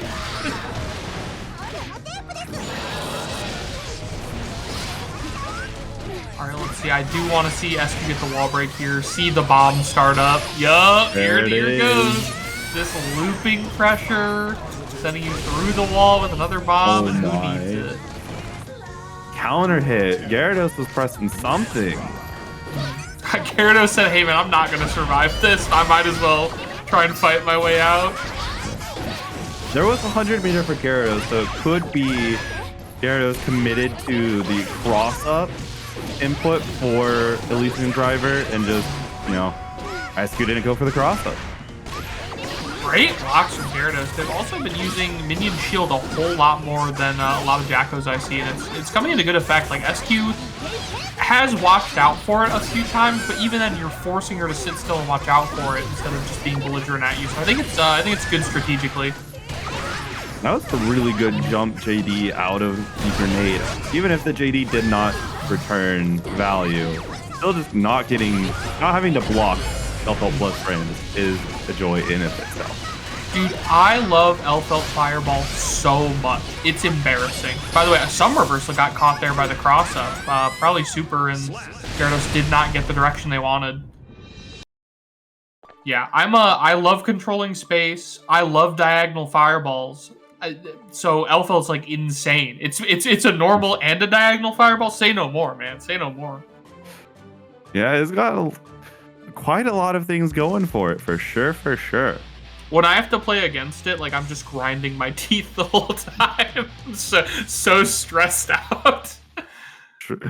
It's one of those matchups where your basic mentality in it is I'm just not gonna get hit. That's how I'm playing this matchup. I do play like an orangutan. Like I'm like, if I give Elphelt a chance, she will dumpster me because I'm not that guy. I'm not good enough. Oh my, the 2H counter hit. Great combo. No! Just a little far from the wall. SQ spent so many resources on that just to get cut off at the end. Off. There it is. This time, Forever Elysian Driver will connect. Send through the wall. Hard knockdown. Mix. Yeah, Garidos has meter as well on top of the positive button, so. Oh my god. Might not get the chance to use it if they keep getting hit by these cross-ups. Oh, the FPRC catch and SQ out. Garidos gonna take a round. Yeah, SQ really has not wanted to block long Jacko's string. That's like, you know, who does? Fair enough, you got me there, but did not quite work out in her favor there at the end. Oh! Has Garidos practice? It's rare that I see somebody this nice at dealing with Elphelt Rekka. Yeah, sure. Garidos has some heavy practice against these Elphelt players in some form or fashion. I mean, I guess that's dumb of me. I was, glazing Nikolai earlier for being the other UNF player who's an incredible Elphelt. So I have no doubt that Garidos has a bunch of practice in this matchup. Oh, true. Yeah, they're probably fist bumping right now because Nikolai has trained them for this.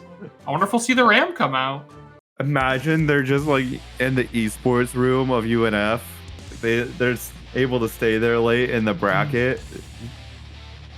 I don't actually know much about UNF's esports program. I just know these guys keep showing up. Like I don't know how much it is like a university club versus like student ran.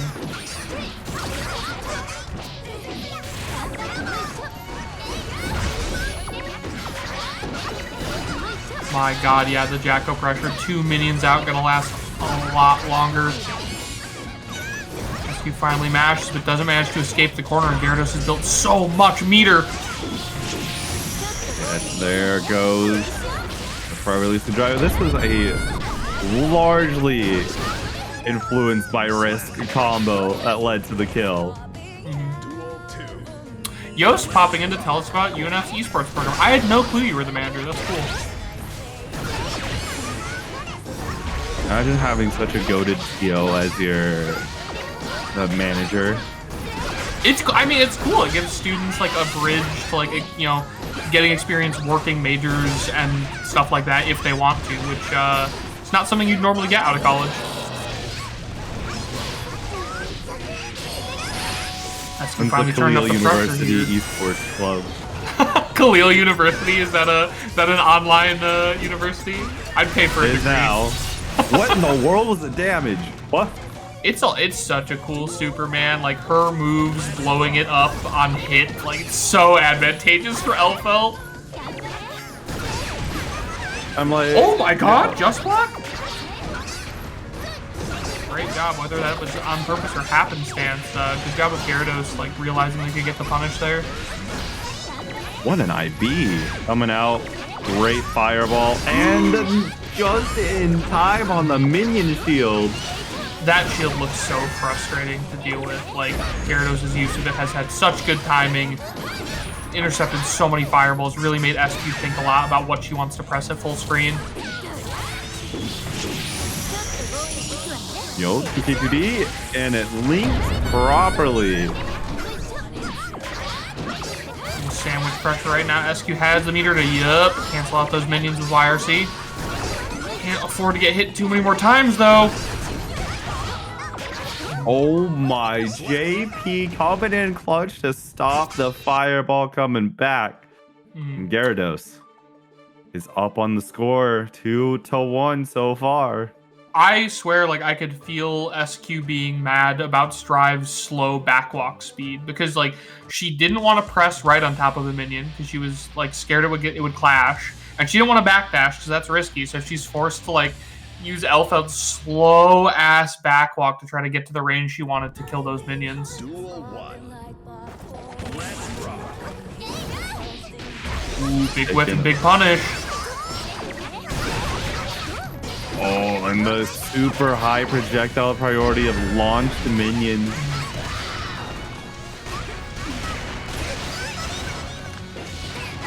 Garidos gets nailed there, headed through the wall now. Do we get the bomb on? Nope. Oh, no meter. Looking at the wrong meter. Good snipe. The projectile sniping away minions after minion. Woo! Chip out is a factor here. Yeah, gotta SQ Garidos everything. gets Chipped out. Yeah, SQ seems so much more mindful of not letting Garidos get that first minion out because, you know, it lets Garidos start to play those little shield mini games. Oh my, 2S coming out clutch as a great anti-air. Another great whip punish from SQ. Fundamentals matter. Ooh, 2 minions out in the corner. Great throw. Not going to get the kill. My God. Multi-pixel of life for SQ. Oh! And the 2H whip will get 5H punished. That is tough, man. I mean, SQ's playing meter games there, trying to use it in drips and drabs with FD, but never got to use that full bar attention.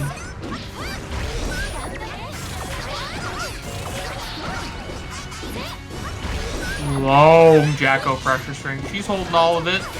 She's taking the throw. Sound advice. Oh no. Blocking all that just to get opened up for the hard knockdown now. That's brutal. You're hanging out by a Barely thread. gonna have the meter to guarantee the kill there. Run up 2D as the Oki. Defense command. The mask's on. The bank And the robbers are out. 2D snipes out SQ. And Garrett, we were gonna pull a little switcheroo. I mean, Dany does have a sin. I don't know how rusty it is. There's also a dizzy from Dany, and also we can never forget the Bridget enchant. I've forgotten Bridget. I did not forget shit. Man of many talents. So I've seen mountains move if Dany puts you in the corner. It's so tough. He's one of the best in Strive at boxing you in, I would say. And, you know, Yeah. Kiske really helps out. Asta gets to escape the corner, just at the cost of the round. Asta building some good burst here. Weird place for a DP, but it connects, so what do I know? Sometimes those weird spaces are exactly what you need. Also, what a backdash. Outdistance Fudrark there.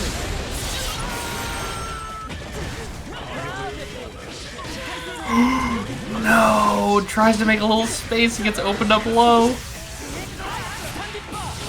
Great with punish.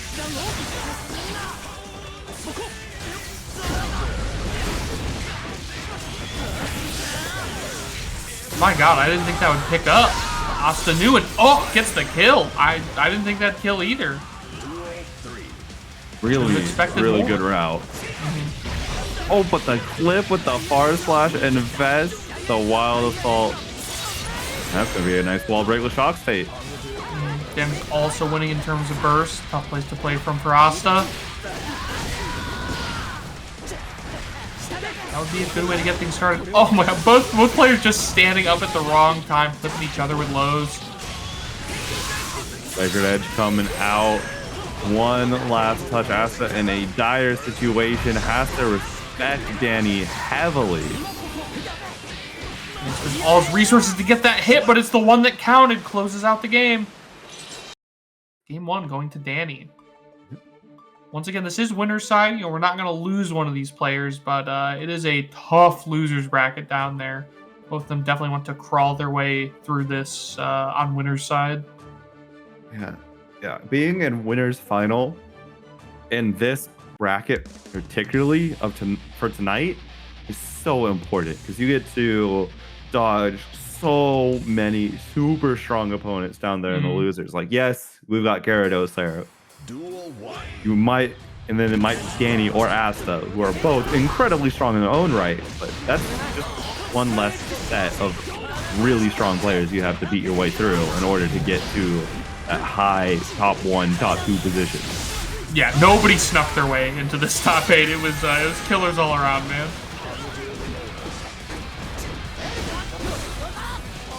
Another pressure here. Dany, normal air dash out to escape, falls back into a bit of pressure.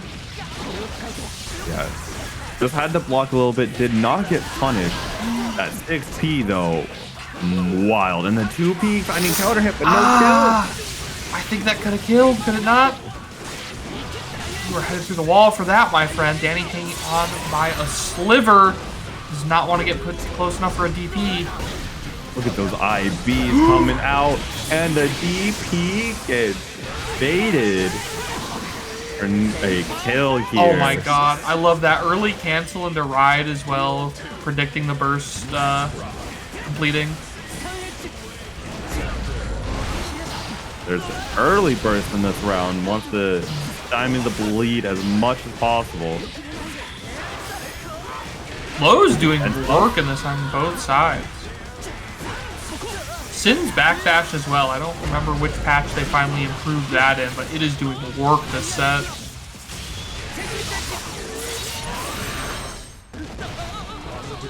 Getting a sizable lead right now, and that counter hit could be all the difference. Might take things to 2-0. Yep.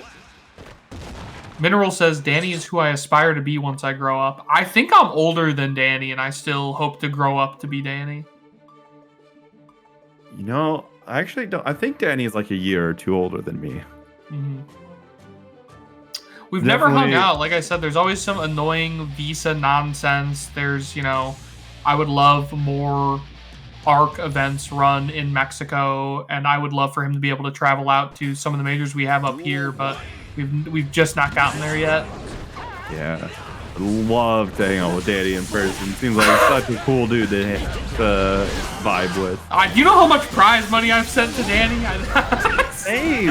If I hang out with him, it's gonna be to get my taxes, man. Yeah, the TO tax. Yeah.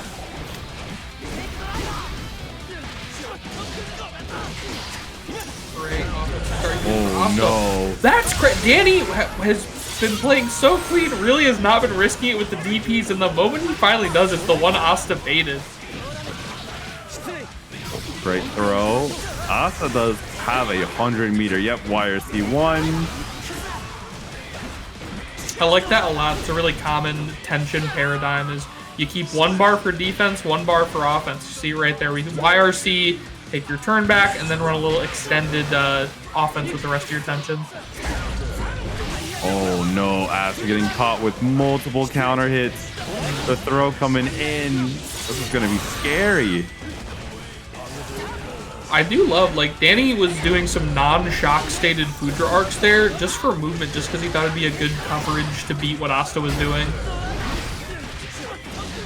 Throw.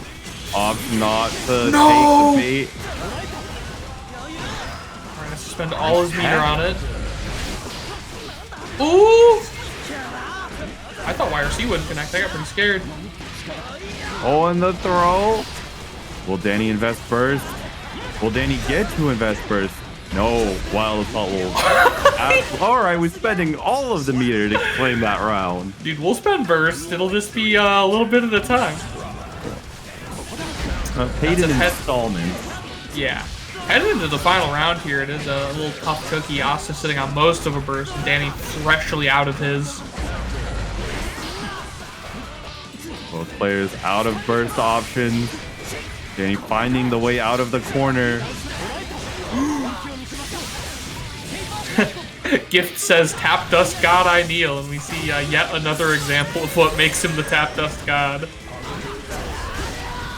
Great IB once again, blocking and teching all of the pressure from Asta. I really like that the fight never goes out of Asta. I think if you give Dany some space and patience right now, he'll choke you out, he'll close out the match, he'll start, you know, engaging in fireball gameplay. But Asta's like still willing to swing it out, still willing to preempt, even on one hit of life.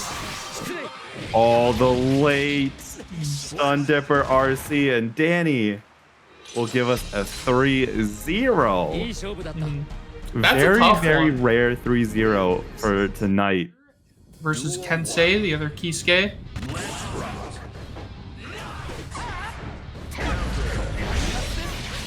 A little bit of a battle of the neutral right now. SQ not willing to come out swinging. I mean, thinking about it, there's some similarities in these kits. A little bit, yeah, I can see it. Both excel at being able to pull away or rapidly accelerate towards you, and, you know, switching between those things to support their game plan. That said, Kai ain't got no Rekka like that. Yeah. Oh my god, I didn't realize how low he had gotten.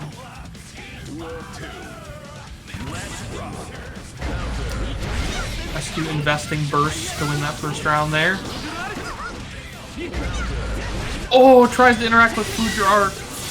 Sad, sad story. Lots of people have given that a shot and determined that they would never try to interact with Fujiark again.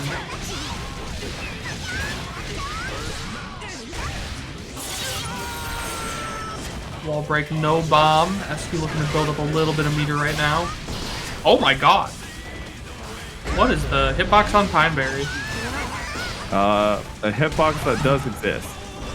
I believe you.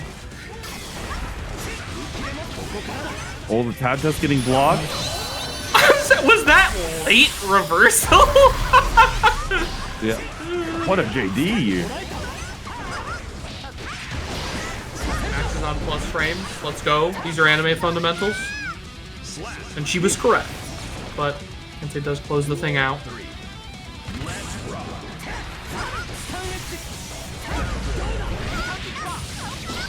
I like holding on to burst there a lot. I think a lot of our competitors would have bursted there. I don't think it would have been the right decision.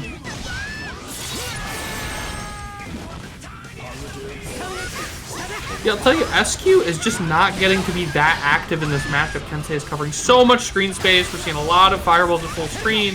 SQ doesn't necessarily get it going. And Slenderher's struggling to build up some tension sometimes. Luckily, that wall break can leave her with a full bar right now to make this hurt. Absolutely. Get close up to no, it's gonna go for the setup. Oh, and it's gonna actually persist through this wall break, not choosing to explode it just yet. And Kensei gets caught running forward. Chrome Dollar says, a lot of our competitors catching strays right now. I don't mean it would have been a bad decision. I mean, there's a lot, like, there's an argument to be made for bursting early there, and I think we saw examples of bursting early throughout tonight for screen position. But I am of the opinion that in almost every situation, you really want to burst when, well, either A, you would die, or B, if they would get the wall break. I think positive bonus is such a big swing in momentum that you really want to prevent that at all costs if possible, especially on that character.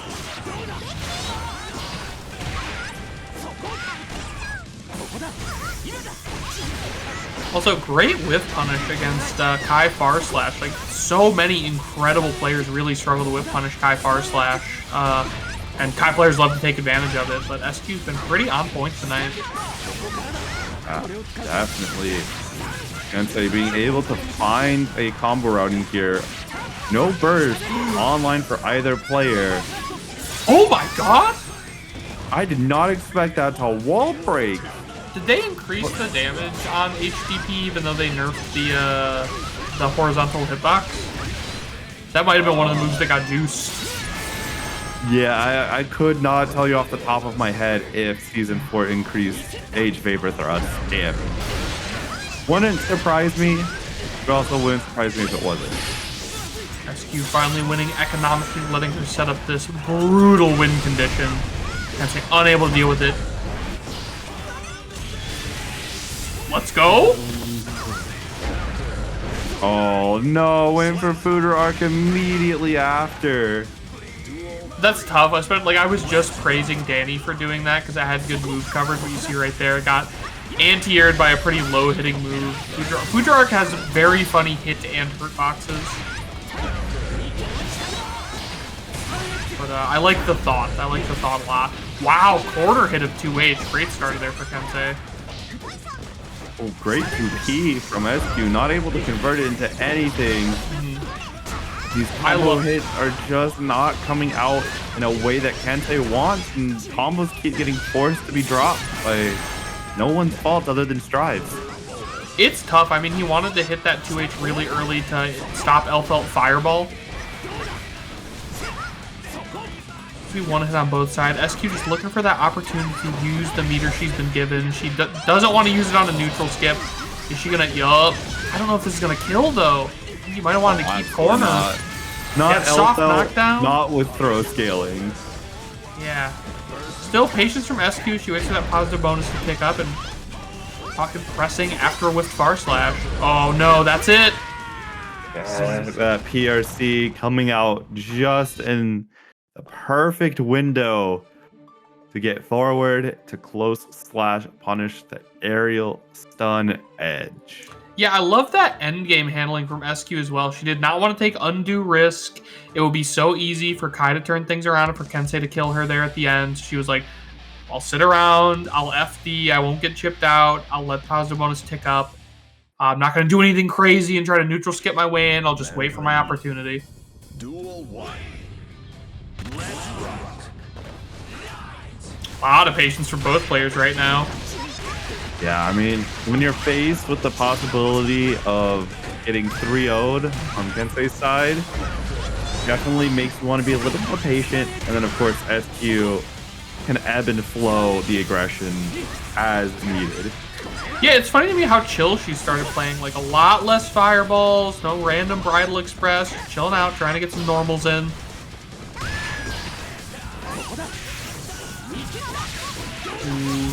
Let's get jumped in on by Kensei, though, to quite a consequential combo. Ride the lightning, even in the sky, gonna break the wall right there. Oh my, Stun Dipper. It's a classic, baby. It's not a neutral skip, it is the neutral. Oh, that's 2K. She's had enough. She's had enough. She said, no more of that. Ooh, Kensei not going for the 6P after that 2H into Rekka. I think she's just chilling in the face of that charged stun edge too. Like, she does not want to make a unforced error. She's not gonna play risky around those big moves that could turn the course of things for Kensei. All right, see some set play, baby. High or low. TP says don't have to choose the right answer. I'm still on you though. It's so brutal, man. They really juiced this super.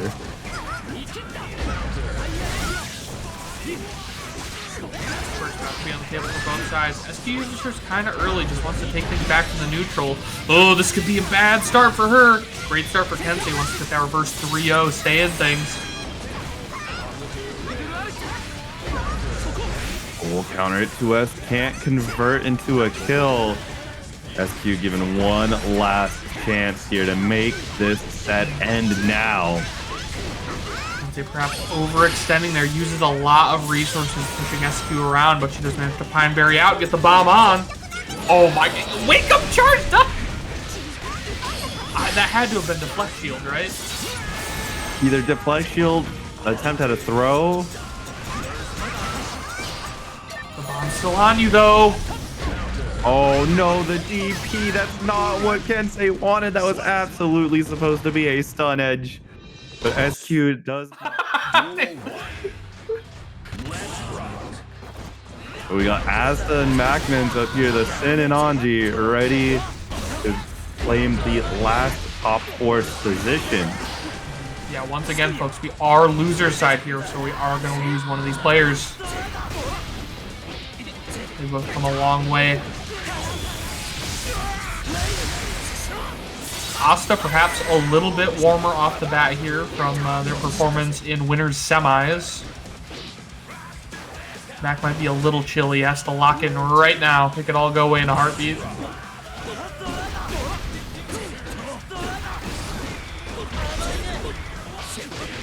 Nice 2P gets out of the corner of the trade, but MacMens will find the continuation.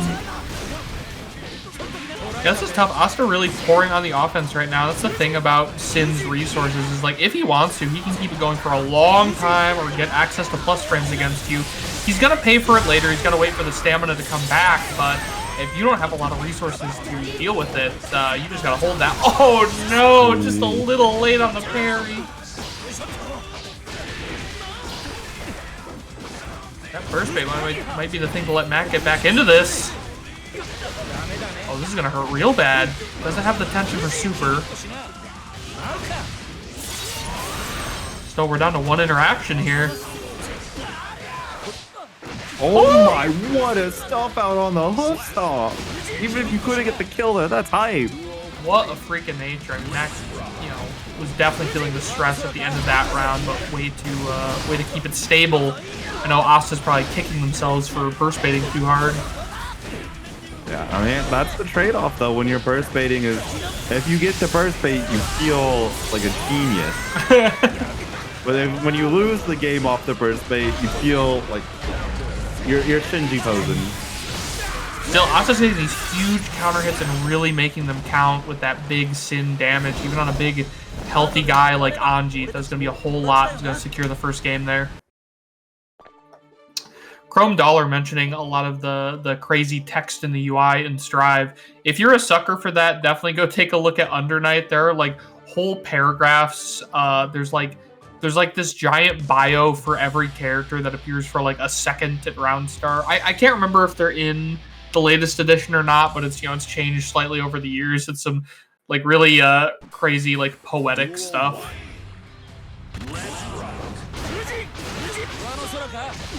Oh, the double Fujin! Gotta break it out sometimes. Keep him guessing.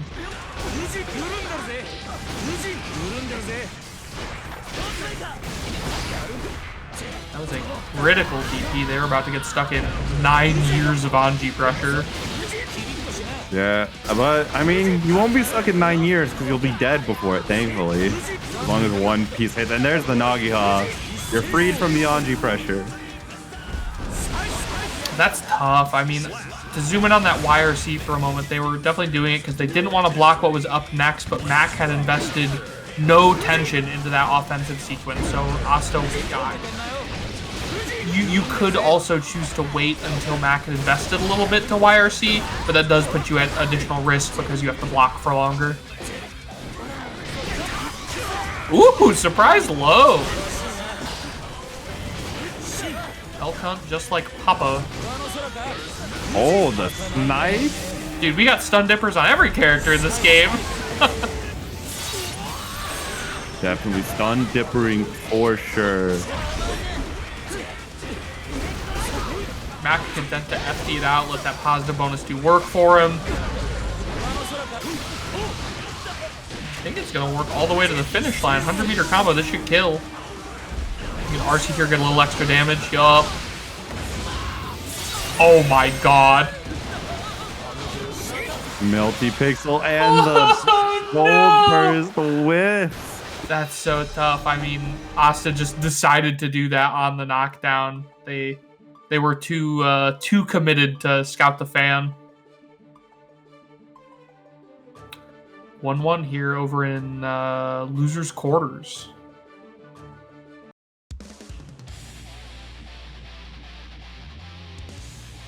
Mac looking a lot more stable there. It's hard to say. Asta didn't get too much chance to get things started. Mac lost that first game off of taking just a couple of huge counter hits. And I think, you know, he's decided to chill out way more, stop trying to interact as much, just block it out. Never mind, I take it all back. More counter hits, waiter. Oh, yeah. Oh, waiter. Another counter hit, please. Some counter hits for the table. Furious Burst. I love that behavior we've been seeing from Mac. That's real sicko behavior. Just throwing your fireball and watching. I don't even need to run pressure, man. Just chill. Hold this bird. Dead to super? Yeah. Super just to be sure. You don't want to take any chances with your tournament life on the line. Great start there. Huge win it round start there for Asta. Pushes Mac all the way to the corner. Woo! Check your mash there, brother.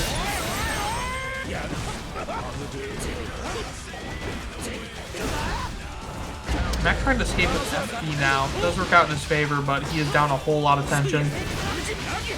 Woo! It's crazy.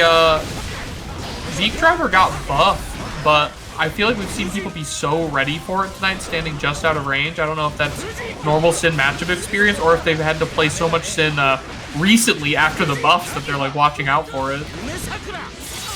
That could be a little both.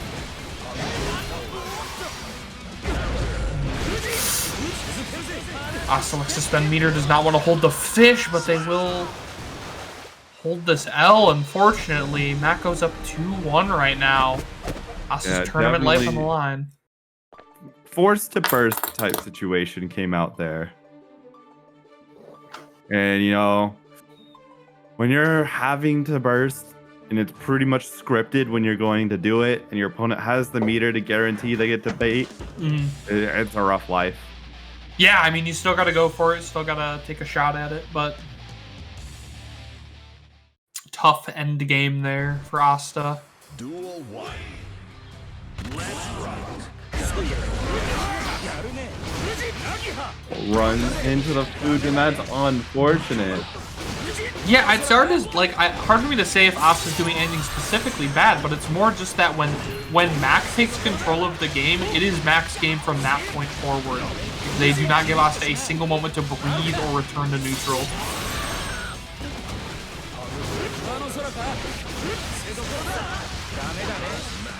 Yeah, like every single poke is being met with a, you know, a counter poke or a whiff punish.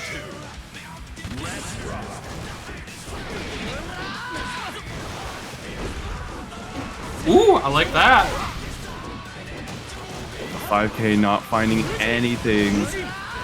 Mac's using meter like me. He's like throwing 100% of it at FD, and it seems like it's working out. Asta is unwilling to run up and risk getting 2P'd. Oh my word. Good. Transfer some of that burst gauge into more meter. The parry on hook top. Alright, Asta's in a bit of a pit right now. Does still have burst on the table. Next hit from Mac. Probably kill though. Does use some tension. Burst bait here. Not going to be able to find it. Oh, and the last 2S counter hit, and that'll be MacMens securing the spot in loser's side's top 4, giving us a top 4 consisting of Dany on Kai, Garidos on wrong. UNF staff, please correct me. Right into things with winners finals here. Way to sneak in under the charge stun, and having the confidence to do so is a great sign there for Garidos. Ooh, what a JH from Dany, forcing the burst out.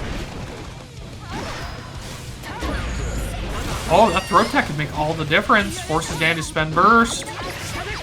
Or I should say Dany elects to spend burst quite aggressively.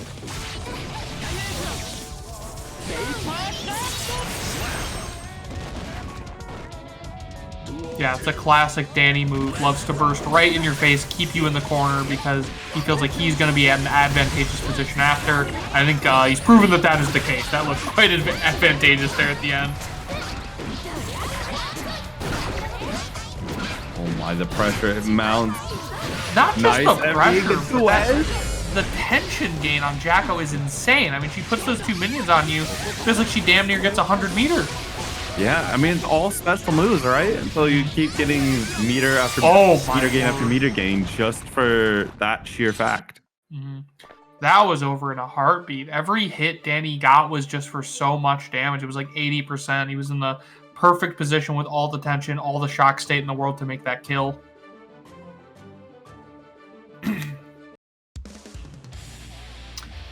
Yeah, Garidos isn't even running bad pressure. They're just really not being put into a position where they're able to open Dany up, you know? They just run out of pressure, and then if you happen to get nailed by a counter hit, that's a wrap.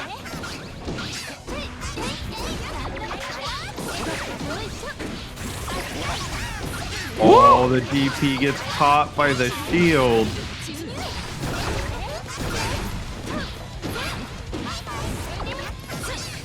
How patient will Dany be? Not too patient at all, but manages to escape the corner. That's where I think Garidos could take a page from the Kai book and play a little bit more lockdown. Hard knockdown gonna hurt a lot. And he gets his turn right back. Very tough for Garidos to invest that meter that way.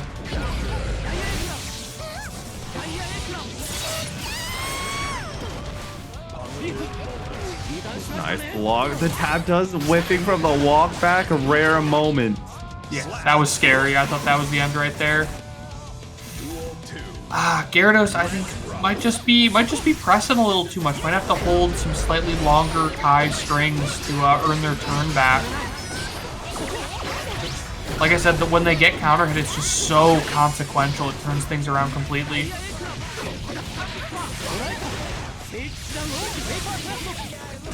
Oh my damage numbers. Look at that, bro. No hard knockdown, but my god, the profit is still insane. 1 minute now, holding things down for Garidos. Dany's been opened up by that sandwich pressure a few times. I don't think he was pressing. I didn't see a counter hit. He might have just got opened up low. Oh my. Damage not going to pull out something, but that 2S certainly killed. That's a beaut. That's a beaut. Garidos has gotten some amazing snipes with that anti-air.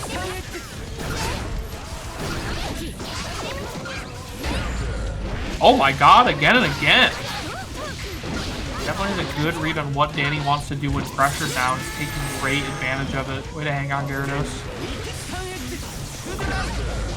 Oh, the counter hit Scooter arc and the burst gets faded. So tough. I don't mind Gyarados' habits, but they're just looking a bit froggy on defense. Like I said, mashing at a couple of, you know, very counter-hittable times, bursting at some very burst-baitable times. It's a 5k safe jab, counter hitting whatever Gyarados tried to press, and that'll be Dany moving the set count to a 2-0. Yeah, I wonder if that might have been like a late 5k hitting a fuzzy block. Yeah. That could very well be what ended up happening. It's impossible so hard to confirm without the replay. Well, like 5k is so active, it's hard for me to tell if it's late or not sometimes. Duel 1. It's such a good button. I love that button. I'd be hitting it more than Dany was if I played Kai. Early wall break here, though. Gyarados just ready to call these shots, sniping Dany right back. Good damage on the table, too. Gyarados also playing a little further out, which is making Dany play a little bit more fireball game, and that seems like where Gyarados is comfortable, like trying to parry those fireballs with shield. Yeah, for out of all the characters that could have a jank sub-zoning playstyle, Jacko having extreme projectile priority on minion launches just works out so well in her favor. Yeah, the move could be for Garidos to back off a little bit, try and get those errors out of Dany. We see they don't want to invest their minions that much. I mean, Dany's been so good at sniping them that I don't think they just want to set them at full screen and let them die. Okay. Well, let's get to recover in time. Yeah. Yes, gets to recover. No RC needed. Big damage, soft knockdown. Okay. Low minion there, catches the Stun Dipper. Suddenly things aren't looking so bad. Woo! God. And what a run under 6P. Dany out here setting up the winner's life for Garidos. I like running around on the ground when your opponent's in the air a lot. I think too many people try to chase. This is something I'm always talking about against Millia. I think against a lot of these characters, you don't want to chase. It's far better to just reposition and stop them from getting the position they want. Garidos is just a singular stun edge away from death, and the Stun Dipper, you have to find a good time to burst, and there is none. Spoiler alert. Dany moving on to grand finals. That is so tough. I mean, to Dany, but for right now, we're in losers semifinals, SQ versus MacMens.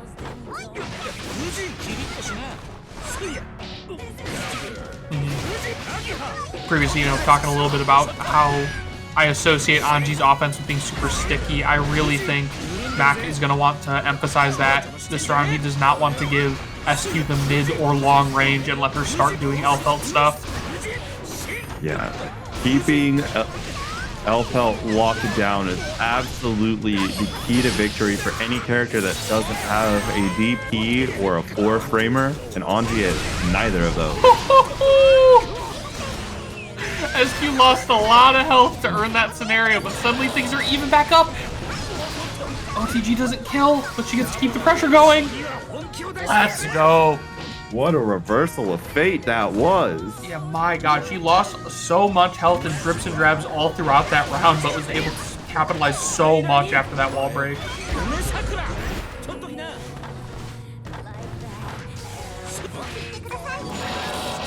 Jumps in over the head there. I really like that angle.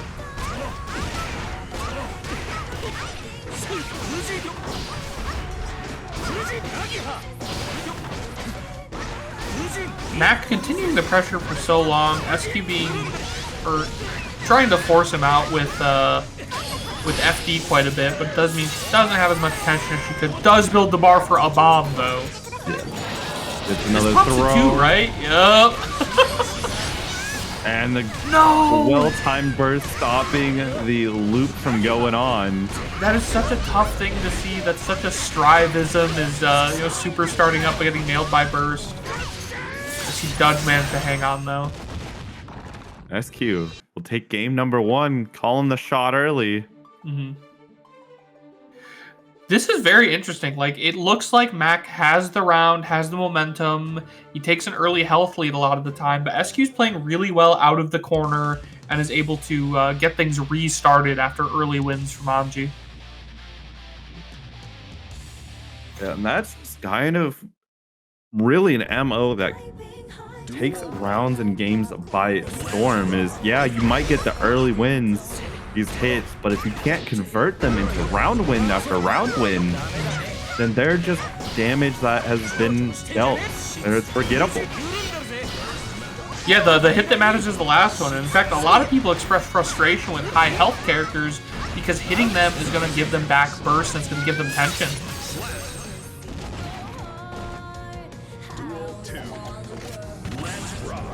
That's it. Mac really hit SQ there without giving her a whole lot. Yeah, finally spends her burst, and I think I agree with that play, especially after Mac spends half of his on the combo. Oh my, 6P. Oh, he canceled into parry there. That must have been a misinput code. Yeah. That's so tough. Yeah, that could be everything. I've been losing out on that tension and that damage, letting SQ get this nasty loop started. Oh, God. And the OTG kills anyways. It's funny because Strive is an anime game, but I look at like the looping through the wall set play and I'm like, man, this is an anime game.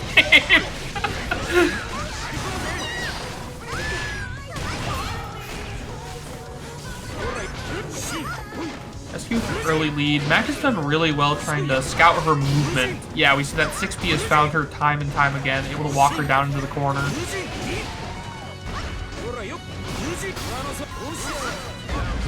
SQ really tried to build an advantage there, but she's just not getting the opportunity to use it, you know? She got walked down, didn't get her offense started. Now she's sitting on a hell of a lot of tension, but isn't really in a great position. Oh, wow. Mariana out of there. Woo! Yeah, great chase down there from Mac. Like I said, he stayed interface, really prevented her from getting the hit she needed to start the Elphelt loop. Yeah, and MacMens really does need to keep forcing these situations. Really good backdash, especially on the grenade setups.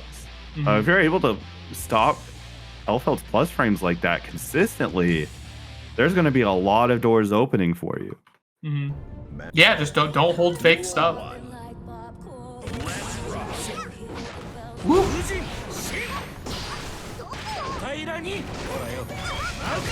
Once again, we've seen this pace of match before. Also, I think the second time SQ hasn't blocked that tap dust in that situation, it's tough. I mean, she's a really incredible competitor. It just goes to show you how hard it is to block tap dust, especially when your tournament life is on the line.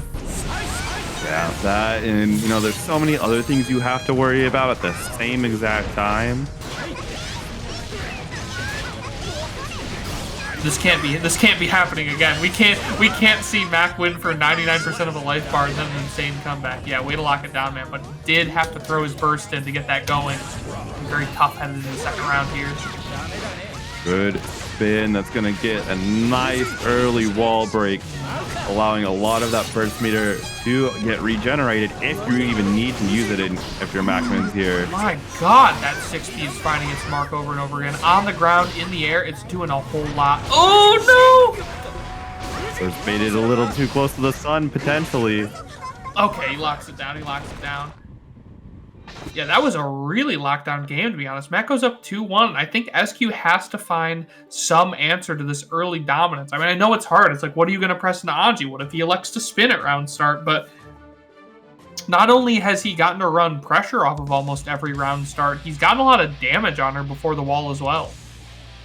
Yeah, getting all that damage dealt, like front-loading damage, is something not really well talked about, not really well pointed on, of just how game shifting it can be.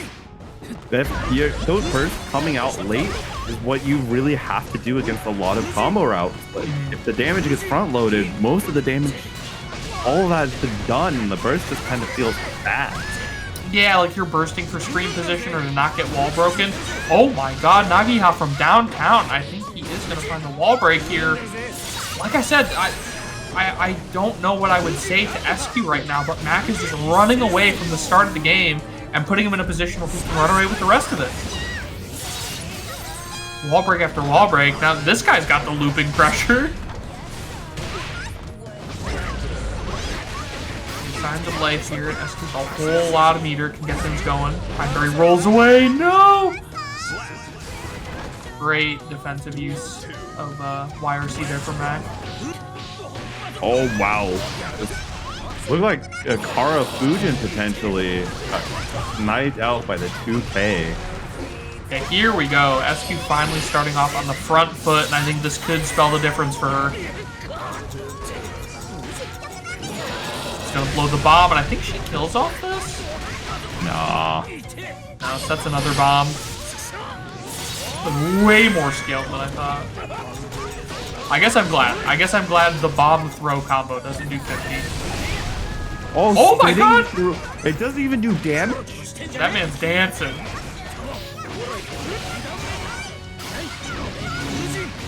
He's hurt. Full meter here could do something pretty ignorant. Speaking of... No, ma'am, that was smart. I said ignorant. Oh, no. What? Oh, no. Perry. She was smart enough to block the last hit of finals against Garidos. I know he's feeling hot right now. He's super well warmed up. Let's see how experienced he is against Jacko.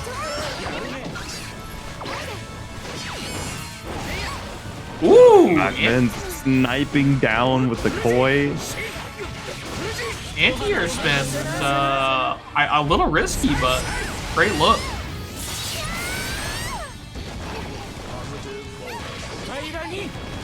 Run up throw.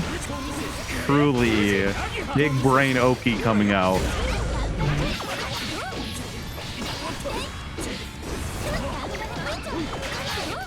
Garidos wants to take the chance. Still in this thing. Still has the fighting spirit. Could be one hit on either side, to be quite honest with you. Oh no! I think you can get a conversion there. Garidos does get the run great pressure. Oh, was too far in front of the minion for the get down, Madam President. Anji's love a 2P, man, and for good reason. Oh! Yeah, max 6Ps have been point tonight. Good shield coming in to stop the minion from getting deleted.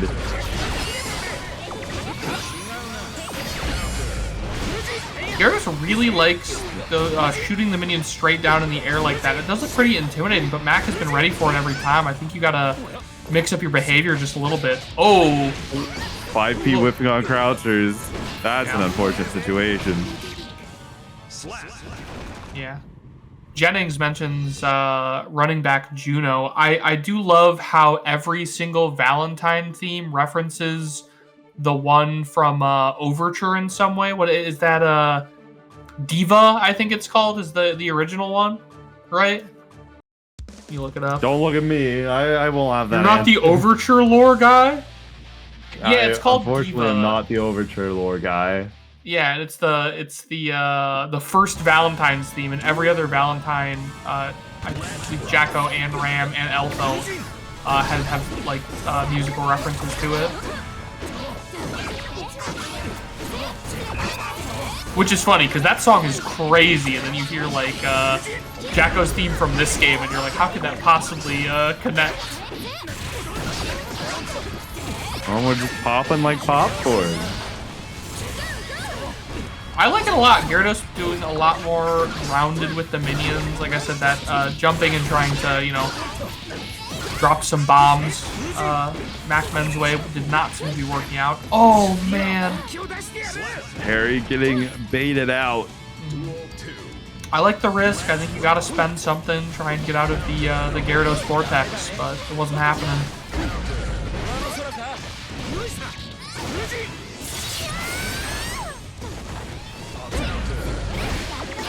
Ooh, pressing after the wall break. I like that a lot. You can't let Mac dictate the entire pace of this match.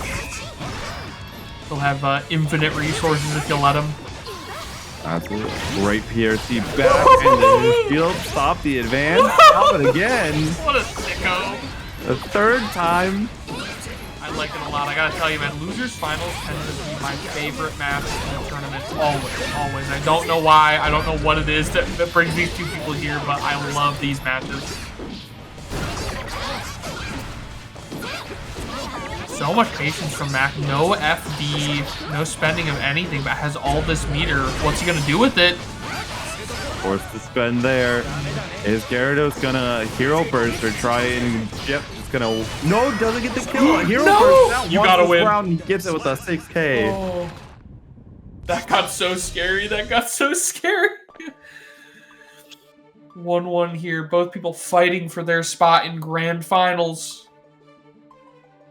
They definitely have a job ahead of them. Even after they win this, they have to go in loser's side against Dany, who is 3-0 and 3-0 in top 8, and I bet a fair few 3-0s throughout the latter portion. He might go undefeated in this thing, which would be disgusting. It really would be disgusting to have, you know, yeah, just casual Tuesday night. I mean, that's why I say I want to see him against more international competition so bad, because you look at what an incredible bracket we've had tonight, and you see how good he's done, you're like, I gotta see that man in the major.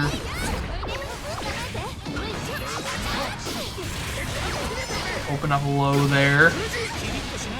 I do like Garidos just making a little space, getting the minions out. That seems to be working out really well, because if you try to go in without them out, I mean, Mac has just been so good at poking through the pressure. He's been so good at sniping the minions when you try to set them up near him.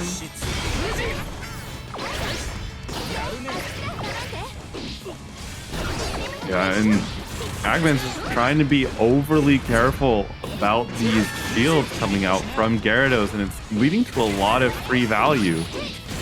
Yeah, he's really been unable to press after shield. Just perhaps an experience issue, doesn't quite have the timing down. Oh, the bombs are up! Not a lot of value off that, but great confidence on that air throw. Is this gonna connect? I'm a little scared. No! But wasn't, if that was punishable, MacMens wasn't ready.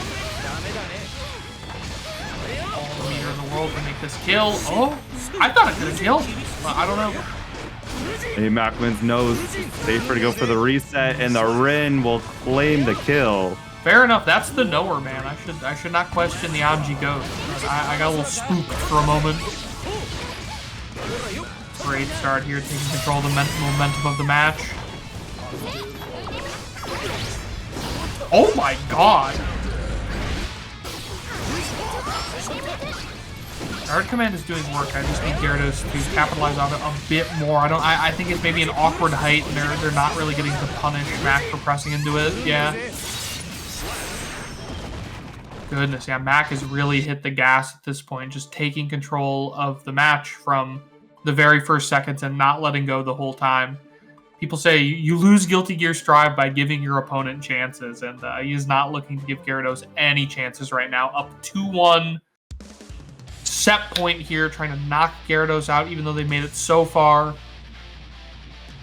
Yeah. I mean, if this is Garidos' last set, only losing 1 and 2 in top 8 is a very big confidence boost. I mean, it's great. Now, we were also talking a little bit earlier about how tough that losers round 1 is with Pork and Mac, and it's like, oh man, Mac made it this far, crawling all the way up from losers. Like that, it just shows how tight that that top cut really was.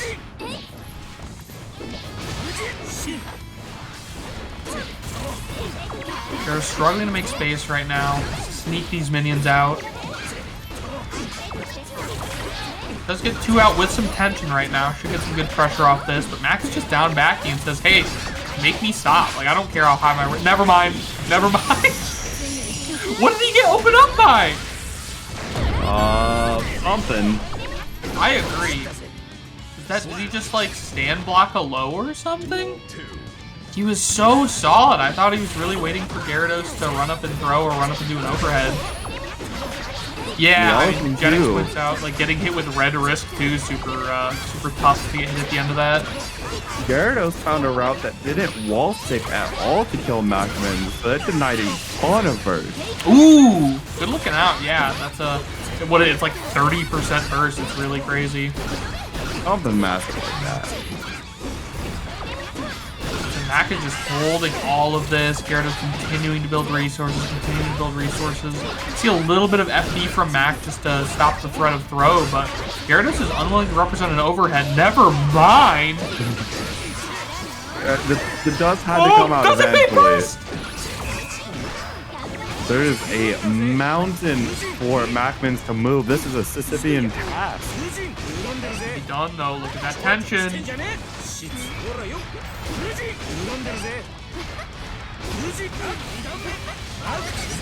Oh my gosh, MacMens. The wall splats so early. That's not what MacMens wants. Doesn't want to return to neutral here. Positive bonus doing some work. And the 6P! What a reversal. All right, set point here. Garidos fighting for their tournament life. And they take a repeat of the last couple of rounds. Mac takes an early lead.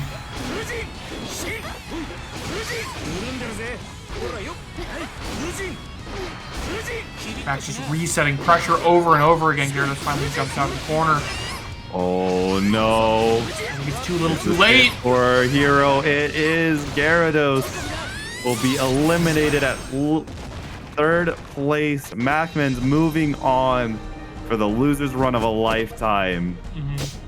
Yeah, great work there from Garidos. It's fun to see Jacko make it this far. Not somebody you could. Dany has lost a total of 5 games tonight. Will MacMens up that counter? Coming in from loser's side, you got a lot of work to do. You can't let Dany get that early lead. He's effectively got more life bar to gamble with, right? Because you got to beat him so many times just to get the reset. Yeah, it will definitely be a war of attrition. Woo! Jumping over that charge stun edge. He might have risked too much. I know Danny's a big fan of that with that big extended hurt box on fireball throws to make that risky endeavor. Oh my god, I don't think this hits. It does? What? Did Mac hit something? Way. It was. I don't think it was a punish. I wonder if he went for parry or something. Didn't get it. It's just water under the bridge. Never mind, Danny's gonna invest. Bursts the second time, but gets the kill. Oh my god, never say never, I guess. What? Like I said, like playing for winner's side gives you a different mindset. Dany can afford to take these crazy risks, put Mac, off his mental game. If it puts Mac behind and lets him prevent him from getting that reset. Oh, great throw. See some set play, baby. Late food jar, tough to deal with. Oh my god. Perfect. Setting the tone for this grand finals. I think it's a smart way to play from this position. You can really hit the gas, get that lead early. It's going to make Mac play so risk averse, having to get out from under this this mountain of score that he has to dig up just to reset the thing.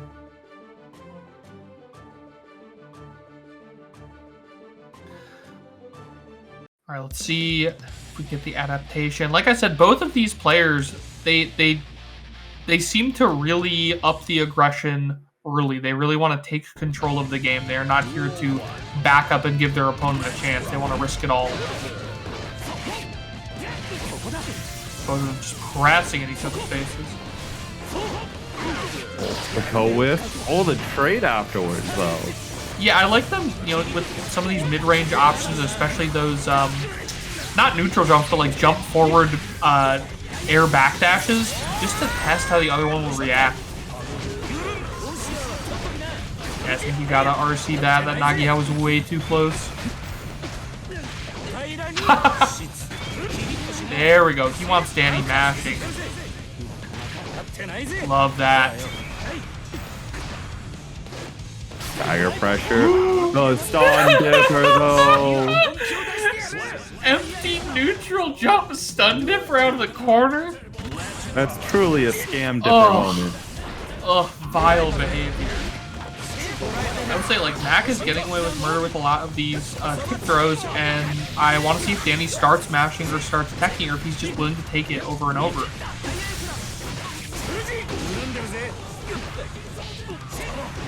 All right, we're starting to see some mashing. We'll see if Mac gets what he wants.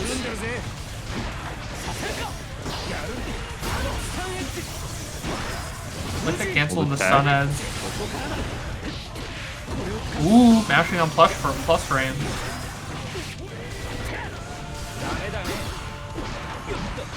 I love Ko. That air guard crush is so sick.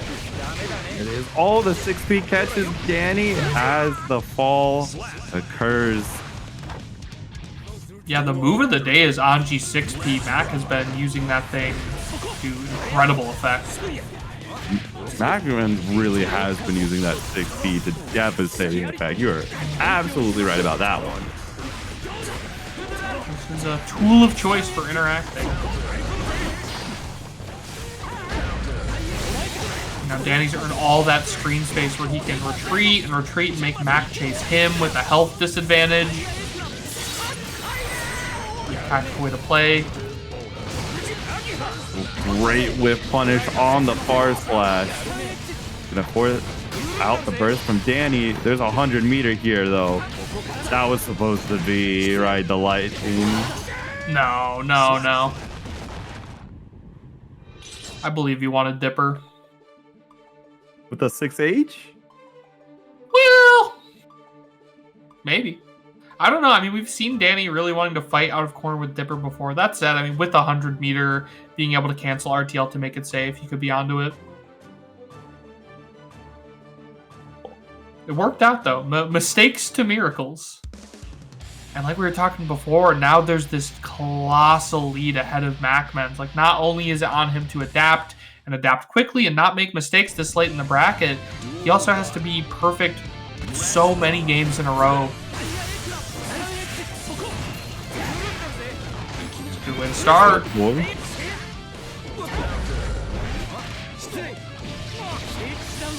Steals the momentum back. Another throw.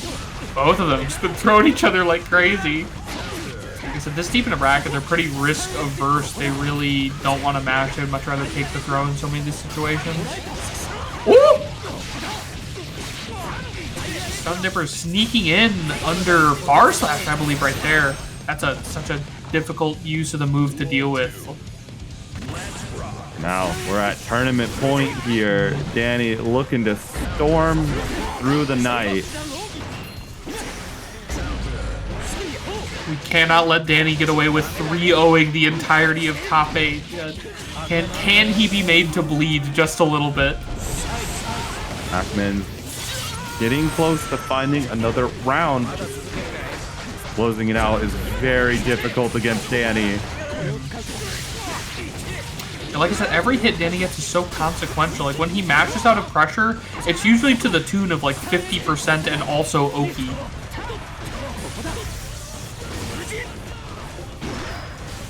Great tech. The 2D. The block on the DP. Beautiful stuff there, MacMens. Mac wants no mistakes here. Didn't want Dany to get that burst at the last second. Burst on the table for both of them. Mac's still on tournament life. Oh, the whiff on the throw. Dany going for a burst bait that does not land. Now you gotta ask yourself, are you gonna burst the next one, or do you think he'll burst bait again? Oh, Dany's always baiting that burst. It's true. It's true. Oh my god. Mac just smothered down in the corner. Can't see anything. Does manage to Fusion out, take things back to mid-screen. Dan's got a 100-meter in the pocket. Oh my god, a fateful backdash could end things. And yeah, with the last link, Dany 3-0 grand finals will be tonight's ParagOnline Guilty Gear Strive weekly winner. I mean, it was beautiful to see Mac fight that far through so many different matchups through loser's side. But then you look at how Dany was playing, how different even his temperament was in those 3 different games, and you realize, you know, what makes that guy the grand champion of so many of these brackets.